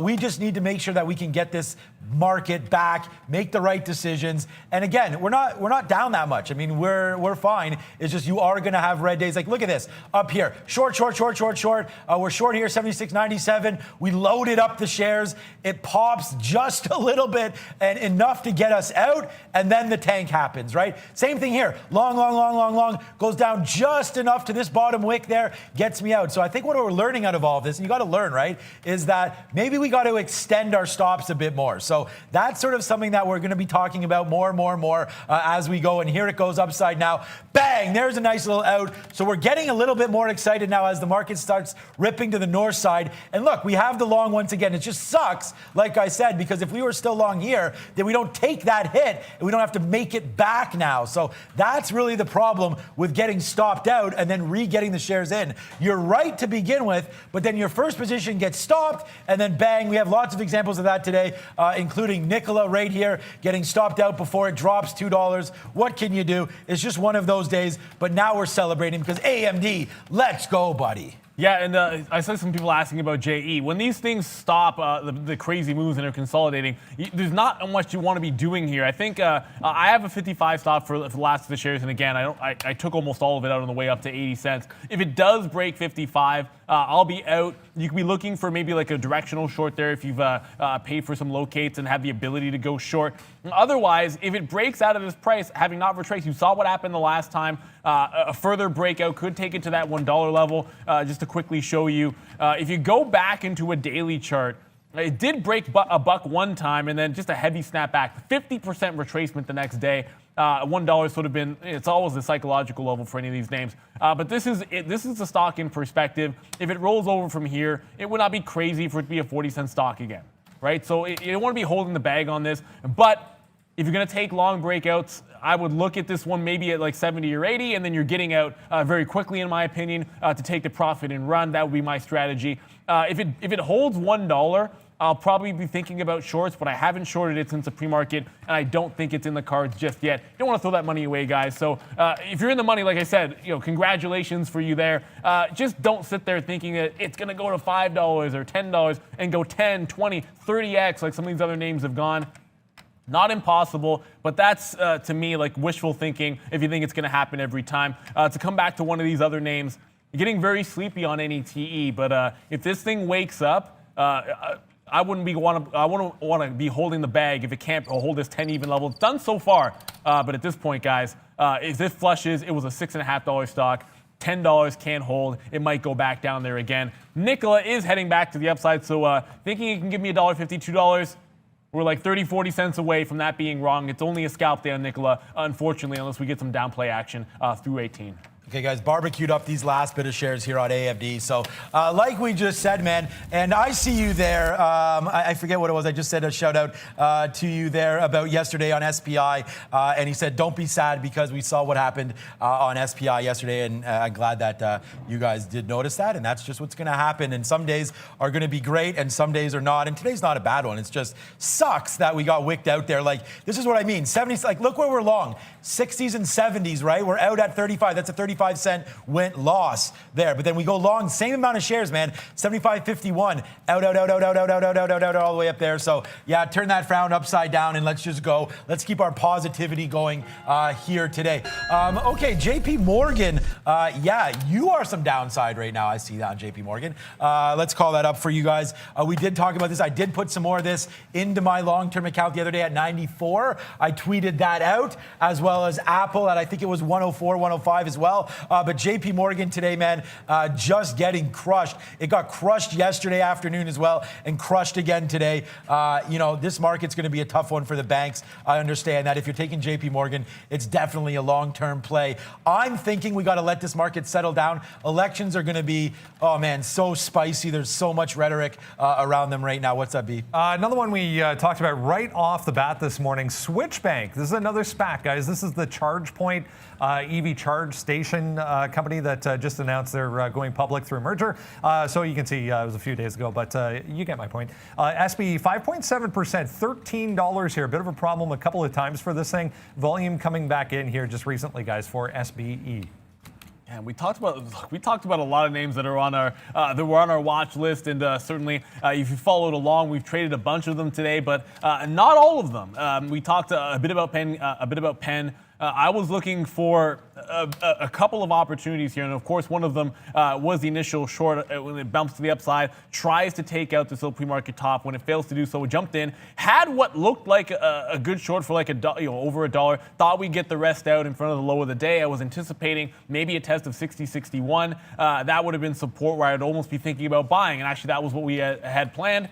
Instead, this happened. Sharp move up. Have to have a stop, otherwise you get absolutely burned. But it's starting to come right back to those same prices and go sideways. So if it does want to take out to 64.50, a lot of times you'll gravitate back towards those support areas when you have an offering. So if that's the case, 64.50 could be a breakdown. I still like the opportunity at some point to defend like that 61 area we talked about in the pre-market. A ways away from that right now, of course, trading at 65. But let's file that one away and see if we can't stick with it. AAL just continues to be sideways action, which I got the top wick here, and it's just doing absolutely nothing, but I've got my stop. If it breaks the bottom end of this range, I'm just out. I'm not going to average into this one. I'm not going to overtrade it. It's not doing anything. It's only going sideways. And if it rolls over at this point, I mean, obviously it hasn't broken what might be a downtrend, and it's down on the day with the airlines under pressure. No reason to fight this one. It was hopefully going to be a breakout trade, but I'm not giving it past my stop. So 45 breaks. I'm out of American Airlines, and we're taking the hit. Okay, good. All right, we're just still looking at AFD. We're basically flat on that. It comes close to breaking 76. We'll hold the last little bit, man. This is like less than 5% of AMD, but yeah. That was a winner. So AMD today, not really the cash cow, but that last trade was a good one. And it says, if you look at this, you'd think that we were crushing AMD today, but we are not. It's been it's been a good one, but it's just not as great as it could have been. All right, Apple back to 109 AAPLE. Let's just check that out now. This is like, again, these are looking to me like decent spots. It's just the NASDAQ is stuck right now. Like I'm not going to put on these shares, and then I mean I could put on little shares. It's 11.20, but it's it's in this area right now. It's in the zone. I like Apple. Just if you guys are talking about some investments, I do get a lot of response on Twitter for investment advice, and they thank me when I give it to you. So I think Apple does have the opportunity, guys, to get down a little bit even further than this. Our charts don't do anything justice on this because of the split, but I do think that we could test 103 again. If we do that, that's a good buy spot. And when you break 100, man, look for 95, 96. You might not like that, but whatever. Apple is a long-term play at this point. Like I said, you don't often see these stocks move that crazy in the middle of the day like you do nowadays with Apple. So if you do get, like, look at this, even down here, 104 up now to 109. That's 5% or so up. That's $5 on 100. So I guess it's more like $4, but that's like 3.5% right there. And we've only been open at 2.5 hours. So there you go, that or less. There you go. That's Apple. Just like we talked about, lots of movement possibilities to the upside. AMD there, we get out on a nice little move upside there. I think it was 20 or so. Our last out, yeah, there it was 23s for a nice little 75-cent win. And yeah, that was a big share position, guys. So we did make our money back. Probably the largest amount of shares I had at any point of today was right there on AMD. We saw the NASDAQ hold that bottom and then move to the upside. So there you go. It's been a good day today. If you discount some plays, Nikola down still that 10%, guys. Nikola's actually about to break 19 even. So at this point, I'm sort of thinking it's inevitable we're going to get stopped out on the last third of that position and only going to have the scalp wins. I'm going to bring you guys back to POLA and just an example of, at the time I got out of this, I got out of the first third for a quick scalp, of the second third up here in front of that 560 level, which we talked about. Again, it's on the watch list. We go over these targets. This all happens very fast, but I kind of knew where I wanted to get out in front of that 560. And then if you sort of go back here, once it broke that pre-market top, all bets were off. I was just looking at the break of 6 even and then using that momentum to get out. Simple as that. I wasn't holding it very long. And then I hold on to the last little bit for just under break even. At the time, it seemed like a horrible out because it starts coming back up, and yeah, it goes back to the upside. Doesn't come all the way back to chasing those previous moves up. If you do that, you're basically holding the bag, and now there's no juice to this trade. It's holding a higher low at 4, and now that I'm flat, I can think about a breakout here at 450 if I want to. I'm not holding dead money and holding like a five half long, hoping it goes up. I can take a breakout later on in the day with a fresh trade and a fresh mind. So that's going to be my plan here on POLA. If it does break out, I'll be in and out very, very quickly, just like before. Brennan, what do you got? Medtronics, guys. MDT just found this one 1.8% to the downside today. Big, giant psychological $100 level down here. They announced an offering this morning, so there was some debt issues that they were talking about. This is one from the medical equipment maker group, but huge level seems to be around this 150 to 175 area. It's tested it a few times and held nicely, trying to bounce off that. But MDT starting to tick back higher again, guys.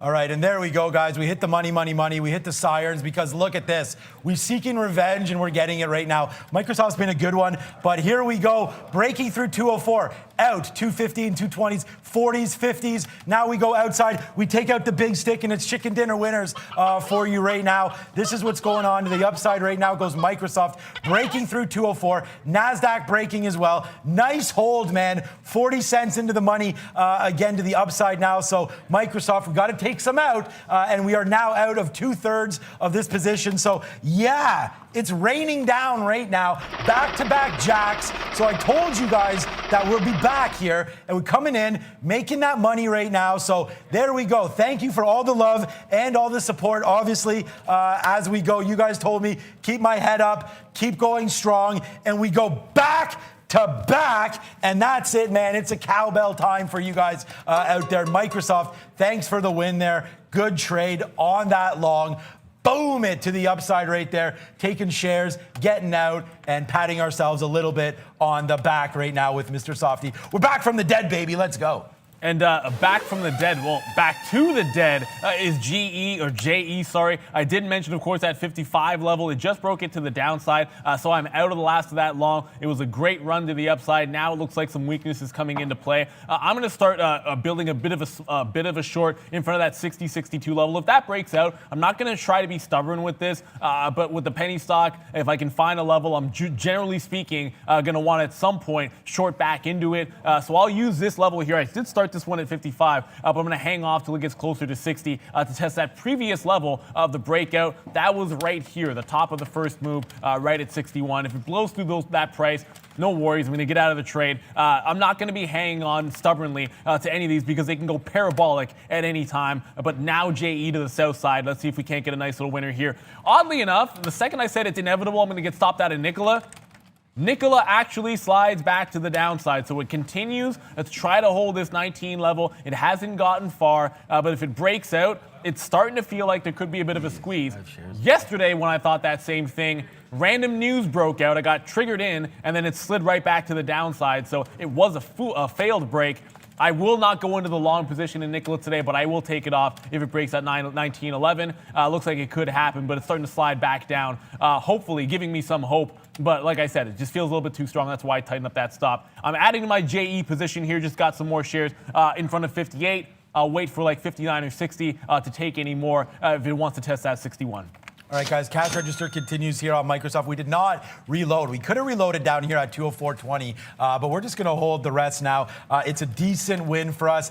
We've made a lot of money back here since that little downslide that we had. And like I said, I did want to say thank you to all the viewers, and thank you for showing the love there on the chat. There's some chicken dinner winners. Everyone talking about that right now. And guys, we did talk about it with Tesla, and I did also advise buying some more Tesla, but 350, that was a beautiful bottom off the open. What a flush on Tesla. Now moving upside, man. The cult stock that is EV space right there, Tesla. Look at Microsoft, now 50 plus cents in the money and still moving it up. So let's just keep it going, guys. Hit the fireworks. This is a good trade right now on Softy. I know a lot of you guys looking at Peloton down 4%. We can check on that quickly as well. Peloton 91.66 in change. Did I hear that we're ready for anybody yet? No. Yeah, we do have Yuri coming up. I did want to talk about that with our main sponsor, Day Trade the World. Check them out, daytradetheworld.com.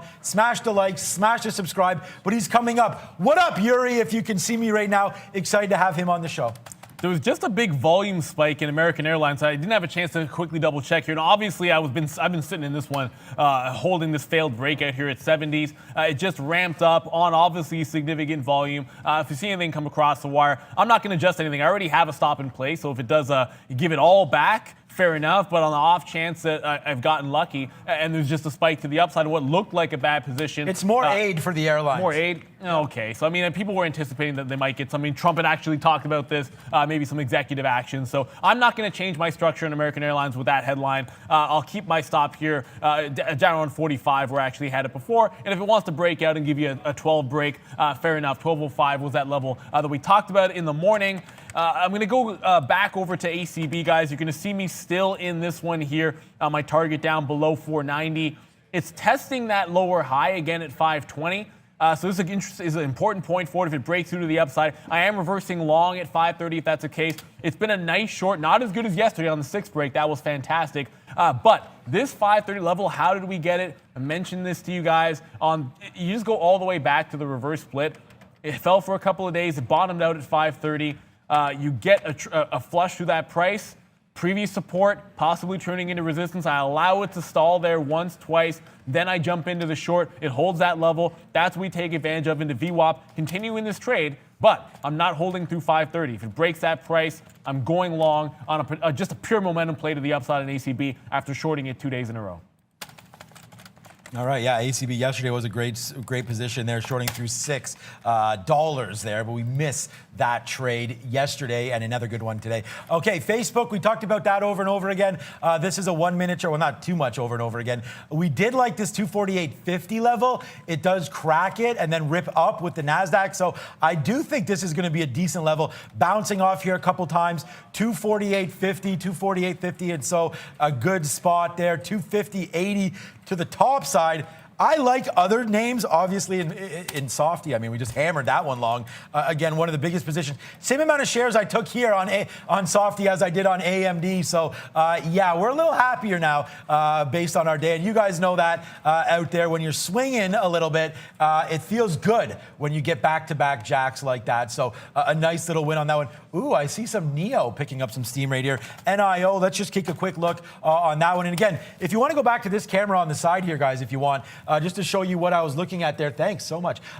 We have some watch lists up here that sort of spike up on volume alerts and whatnot. I have a 30-minute, a daily, 1, a 3, and then a NASDAQ 100 over here to match what we show on our show there. You can also trade the triple Qs, guys, if you're looking at NASDAQ names. But Brennan's looking at all markets. What's up? All right, guys. Yeah, we have a very special guest going to come on with us for a couple of minutes here to talk about Day Trade the World. We've done a couple of information type sessions with our great sponsors here, Day Trade the World, to talk about opening a trading floor, what it's like to operate a trading floor. Yuri is joining us from the partner recruitment team at Day Trade the World to tee up for us another one that's coming up very shortly. How are you, Yuri? Good to see you.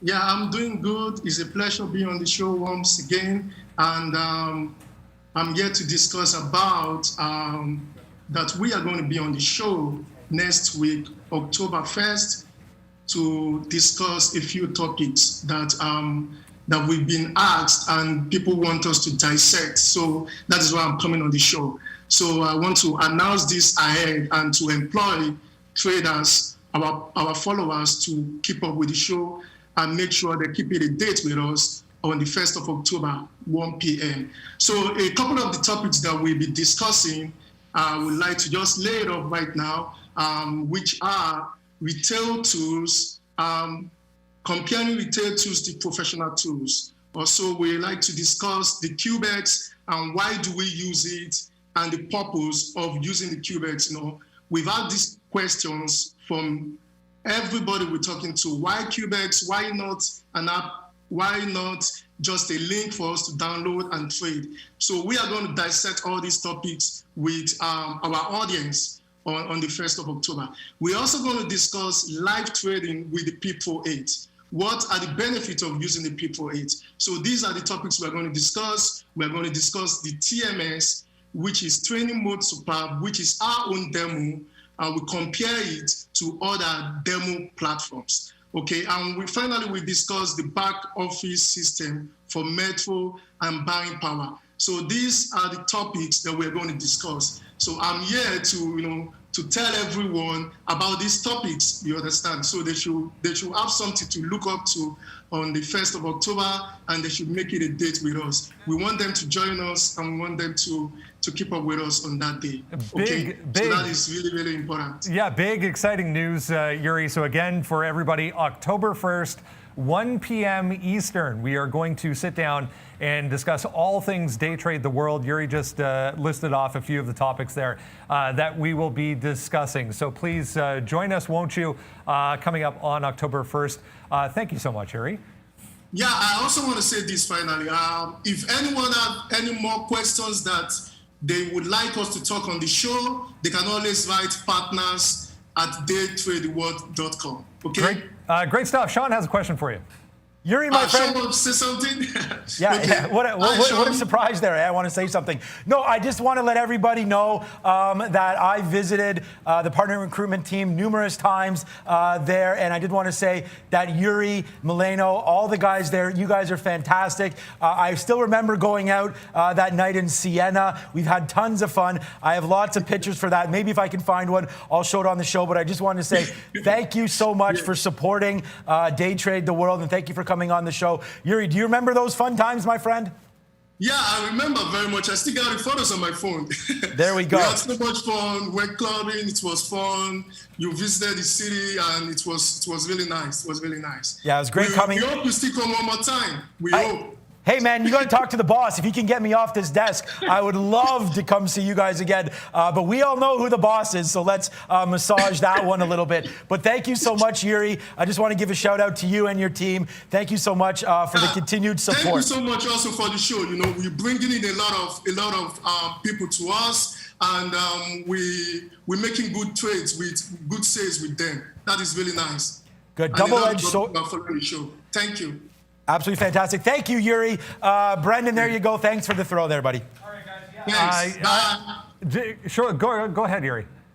Yeah, thanks. That's all I want to say. So I wish everyone would join us next week. And thank you for watching the show. Keep watching the show, and we'll see you next week. Sounds good. Thank you, Yuri. Yeah, October 1st, 1 p.m. Eastern time, guys. Join us, please, won't you, for another Day Trade the World information session, guys. Yeah, absolutely, guys. Of course, we talk about the tools that we have here all the time, and certainly it is a bit of an advantage for some styles of trade. Like we mentioned to you, certainly scalping is one of them, and it's going to be half scalp and half a bigger trade potentially. As net looks like it's going again, you get that consolidation. Talked about that 10 level. If it can hold it, a possible break up. It does break out of the range to the upside. I just got into it while that was ongoing, that little talk, and I thank Yuri for coming on here. So I'll quickly scalp off like 40, 50 cents if I can get it, and then see if it can run any higher. This is not nearly as rapid a break, of course, when it broke this same price in the pre-market. At this time of day, it's starting to slow down on volume, so I do have a stop, which is relatively tight, and not risking over $1 on this trade just because it's a secondary push here. I don't like chasing these longs and hoping for massive home runs every single time, so it actually just ran away from my 50-cent order. If it gets back up there, I'm still taking it out. My stop is at 11 even, so not back into, for the first time, taking any TE, sort of patiently waiting. The other trade I would have done is if it had taken out the bottom, would have been worthwhile to look for a short opportunity on net. The other short that we did have on Nikola, as I said, guys, it finally did break. And I actually accidentally got long, which I immediately took out for like a couple of pennies here, but got right out. So there's the break on Nikola. Thought maybe it could roll over a little more. Took a couple of shots at it here, 60s, and then of course above 19. I had held that top for so long. Eventually, it had the break. It just couldn't get anywhere towards my 17 target. You know, thankfully took some scalp trades out of it, so it's not a loss. But just not the weakness that we saw yesterday. I don't want to chase that weakness. Obviously, you miss out on $5, $6 to the downside one day. You can't just go into the next day thinking it's going to happen. But I did think it was a good rollover. We took a shot, got a little bit out of it, but you have to have a stop. I'm not going long on Nikola. Maybe if it breaks 17.50 later in the afternoon, I would take a look at the short again. Okay, there's Yuri right here, getting a lot of love here from the chat. And if you did want to talk to Yuri, you can send a message right there to him. I see him on the board now. So what's up to Yuri there for sure. Yeah, the SPY's ripping upside a little bit here. And what else is going is, okay, so all right, we're doing this again. We've averaged in again here. We have a nice little 70-cent win right now on Softy. Look at that, through 204. Out all on the high side. Very, very happy with the way that trade panned out. But here we go again with NASDAQ making moves. NASDAQ now at the session's high, 109.51 upside. So watch out. We're averaging in once again to AMD. And this time, man, we are going to have to break the high of there. I mean, it made the high on us last time. Let's see if it does that again. We're going to try to hold this time, not home runs. It's obviously 1140 right now. So if we can get this back to 76.60 or so, that's where we'll try to get some of these out on a nice little averaged in position. But Microsoft, a nice win. We go back to back. Look at AMD. I was just talking about that. We're short AMD. But look at this trade. My largest position of the day was right down here at 75.50. We did talk about that. As soon as it broke back upside on VWAP, obviously couldn't predict it was going back to day's high, but a nice little win there for us. Good trade on AMD. I just got to learn here how to hold on a little bit longer. 18 years trading, and you still got to adapt your position style and your position sizing and how much you hold and whatnot to go. So that's that. But here it comes back down to the downside. A nice little win finally right now. Not finally, but a nice little win here for AMD. Let's see if we can get some out in the 60s. And speaking of pushes to the upside, Workhorse, I was talking about a negative to positive story. It hasn't really happened just yet, but it's getting very, very close to testing through 2250 again. It was a bit of a failed break when it tried to turn green on the day, so rollover shy of that, would be sort of a weak sign. If you talk about breakouts, though, as the market inches higher, you just saw, and it's still actually going, Nicola, testing through like 1925. If Workhorse were to take this 2250 area out again, it could be worth a bit of a play to the upside. Yes, it's already put in a move. I'd consider that more of a scalp trade, and let's just go to the 3 so you can see. If it does break that, I'd be looking to just take it towards both the afternoon support and then the pre-market top here. So it gives you a bit of almost $1 worth of a win. You give it back down to the even, so you take like a 25. You take a bit of a break. Gives you a nice little win-loss ratio. Speaking of loss, not there yet, but NETE. First time I trade. I try to be patient on this thing all morning long. I take the long on the break. It looks like it made a nice little bottom off that 10 level. 10 was the level that I was waiting for it to make a decision at. It looked like it made a decision to the upside, so I grabbed the long break. It's holding right now around this 1150. My stop's at 11. I don't want to give it too far down here. If you give it to like 10, I think that's being a little bit reckless this time of day. If it can bust up through, I'll take some out at VWAP and then see if I can't run the rest up. There was this post-halt high at 1250. That's not a horrible target either, but if it breaks that, I'm looking at this other halt at 1365. That's my target to the upside. Hopefully we can get up here, but the structure's in. You got your cards in, you got the chips in. Now the hand just gets dealt out, and you can sit back and see what happens. Look at Microsoft, guys, up $1 right now on this position, long at 204 and change. Market just making new highs right now as it just continues to go. We still got our eye on that AMD. It's not doing anything, but look at Mr. Softy here as that continues to blow upside. We're long, out. Hit the long on that break and have a little piece left up to 205. So a great trade there on Microsoft.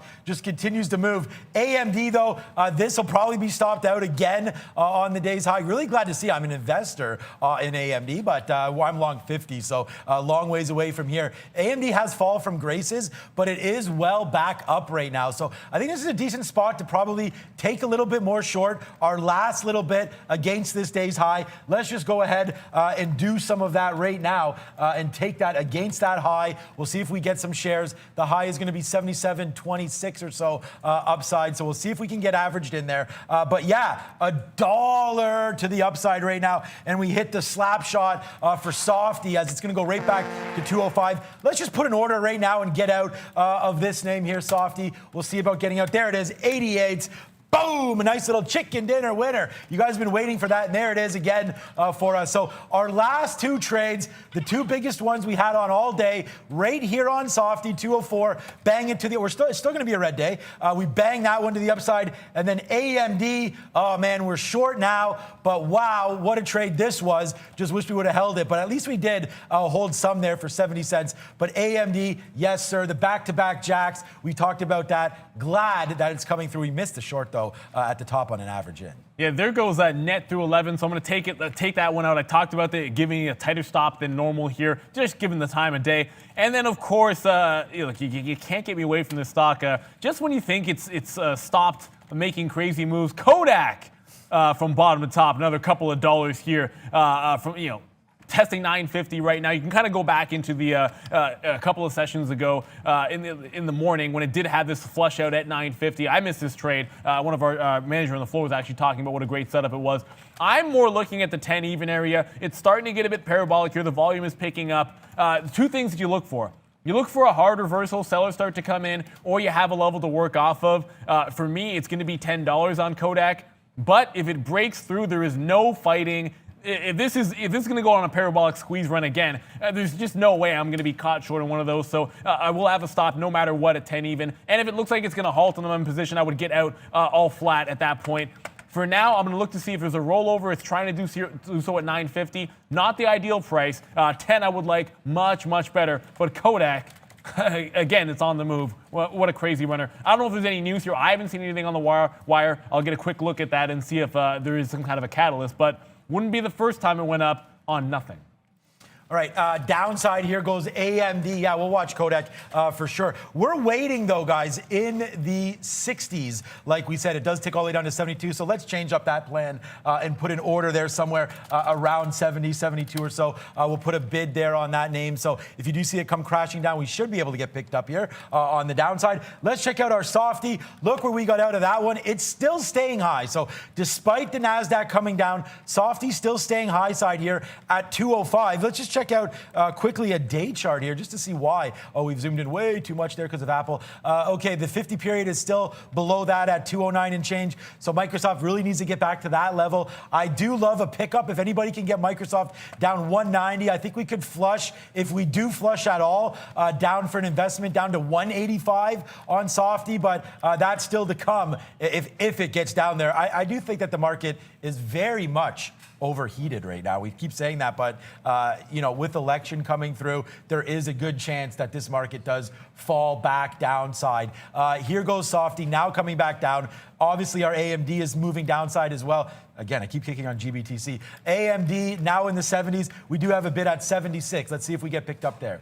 Yeah, and just to give you guys, when I talk about that $10 level, I should always show you the higher time frame so that you can see it's not just yesterday's session. Like I said, a couple of sessions ago, that was a nice little support level. The day before that, on the way up, if you go back to the 16th and 17th, so it had this resistance here, but the breakout was also at $10. So this has been a significance here to that. It's not just a random 10 even, yet psychological level as well. But if it starts to turn at that price, I'll take a shot defending it. But that's more the higher time frame look. Sometimes you want to make sure you do that. It's trying to turn here. It's a little bit of ways away, but I've missed out on good shorts because I wasn't willing to pay down from that even level, and I wanted the perfect entry. I might take a small entry point here if it gets back below 960. But again, not holding past 10. No way, no how.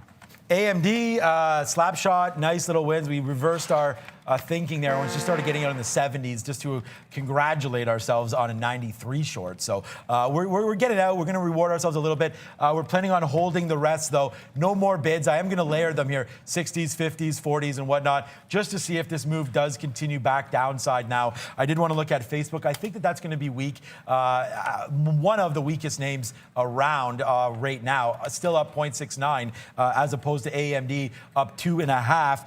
Microsoft's up as well. Apple's up. Let's check out. I see a lot of people talking about Tesla right now, and the March was on to 500 again, but we're going to wait to see 394. It does stop at 500. We're well off of VWAP. This is just a 1 minute, and ciao, AMD banger right there. Don't even have time to put some bids down here downside. So let's just start layering them now as we're going on AMD.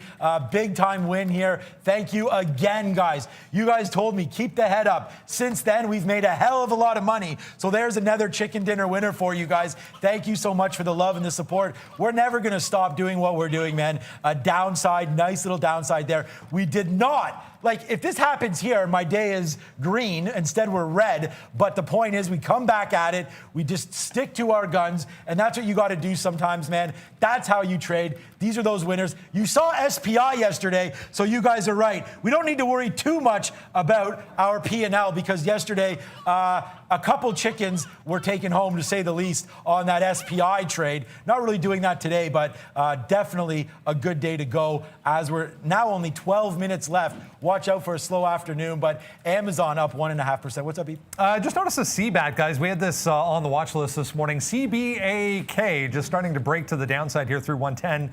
This was that little lithium ion battery maker, obviously going on the EV space news this morning. So big gap to the upside on that. It was on the watch list, guys. Grab the watch list if you have not. But watch this $1 level right here. Bounced off that pretty hard earlier for CBAT, guys.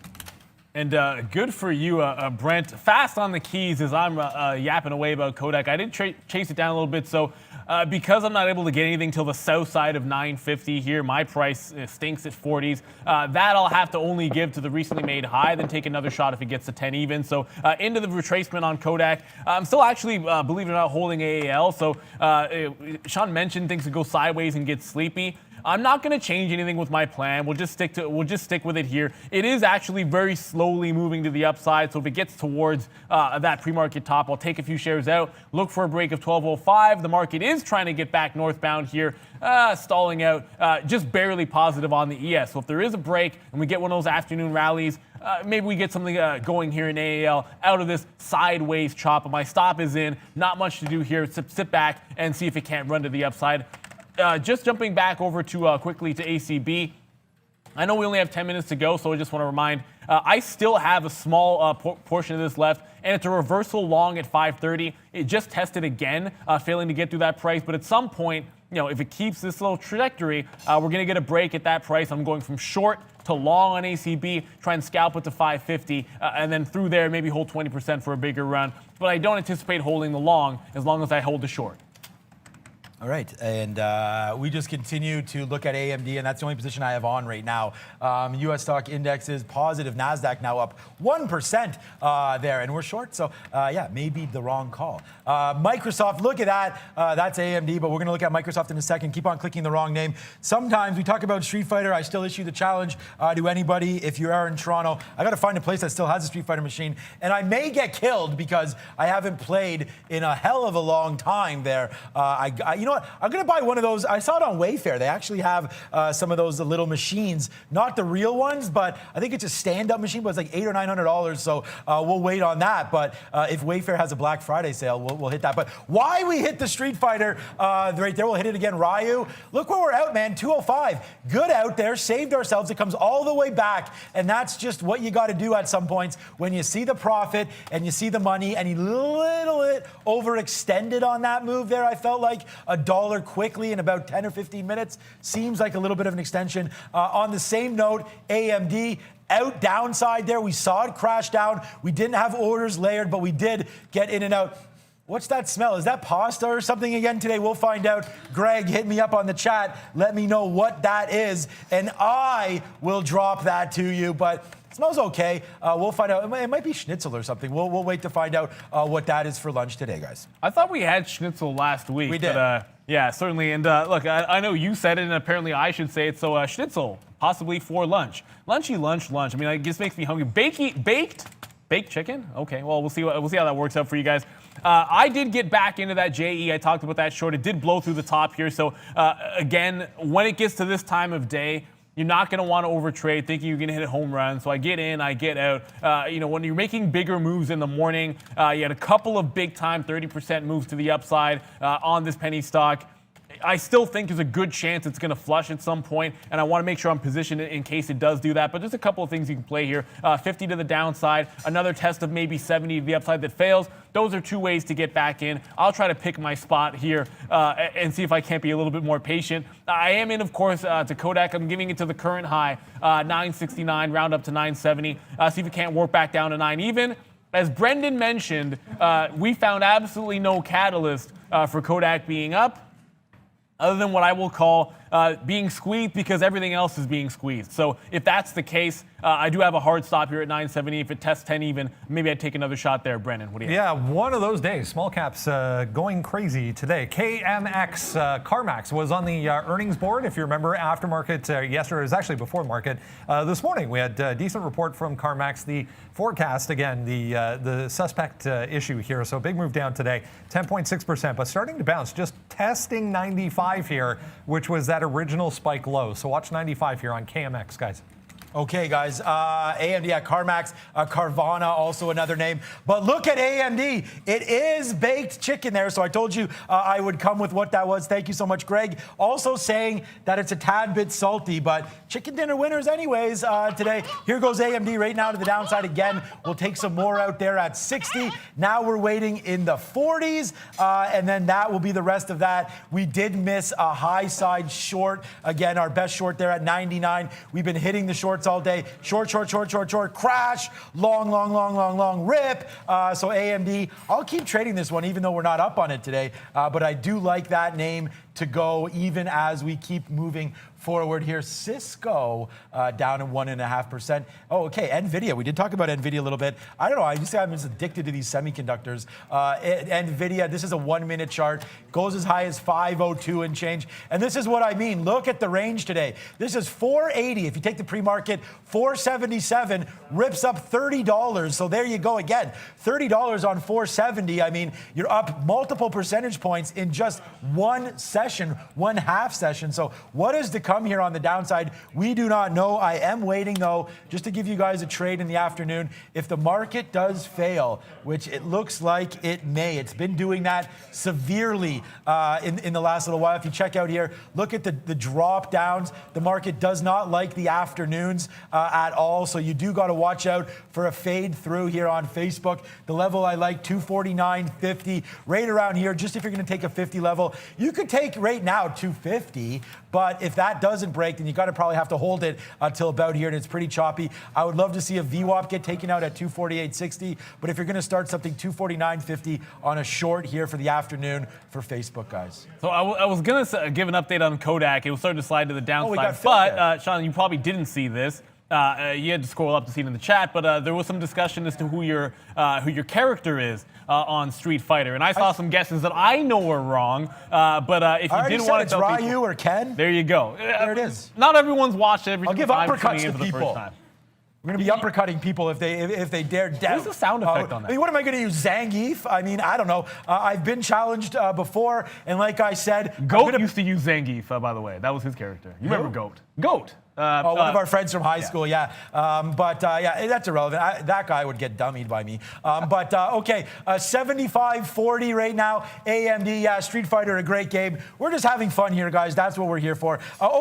Coming up right after the show there, as I see Valeria posting it, so let's do it one more time. Coming up, not my most profitable trade, biggest winner right there coming, and it's on Tesla. Pardon me, Valeria?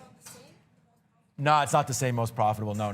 But it is the biggest winner by a percentage points wise on Tesla. So you're going to be able to see that one. And just a hint, it's like a $70 winner or so. But watch it. It's coming out. Oh, it's dropped already. So you guys can go there and watch it. Let me know. Leave comments, leave feedbacks, how you do like that. But yeah, that was a fun trade. Needless to say, you'll see me in the video getting excited about it. But definitely check that out. Send that to all your friends. And you can see what we did on Facebook or on Tesla there. My largest percentage trade was none of those.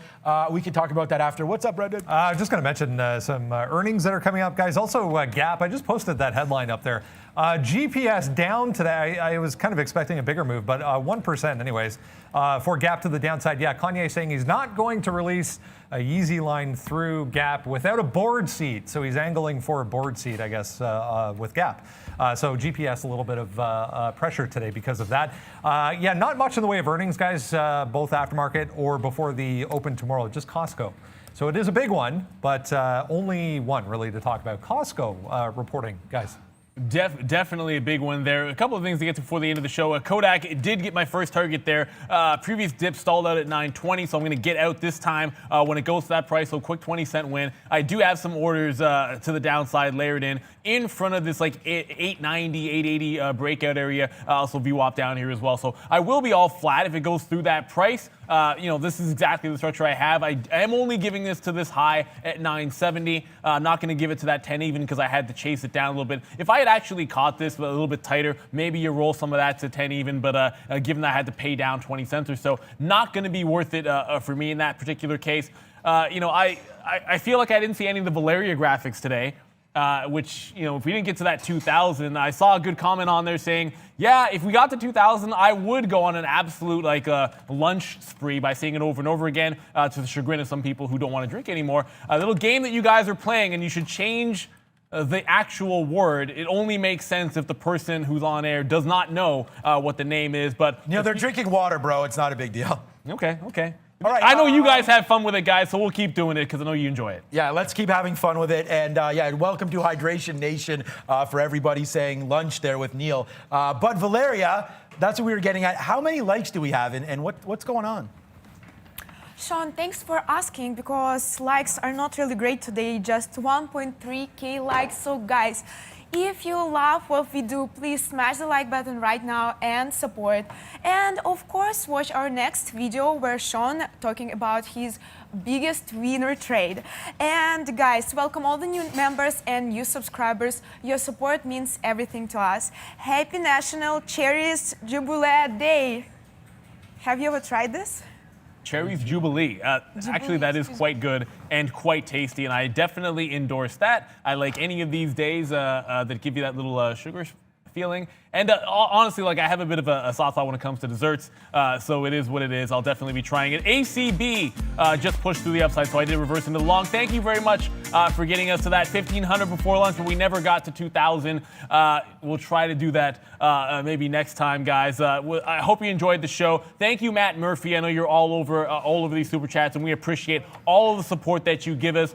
Before we get out of here, guys, I want to remind you that, of course, coming up, Sean, and we've already talked about it, it's going to be Tesla, but you want to tune in because it was quite a unique event, one that is a day trade I've been trading for almost 20 years, and I've never seen a move like that happen, so you're going to want to make sure you check out that video. His biggest winner on our Market Wisdom channel, Valeria's dropped the link, so make sure you check that one out. Thank you to Brent. We just got another super chat from one of our members.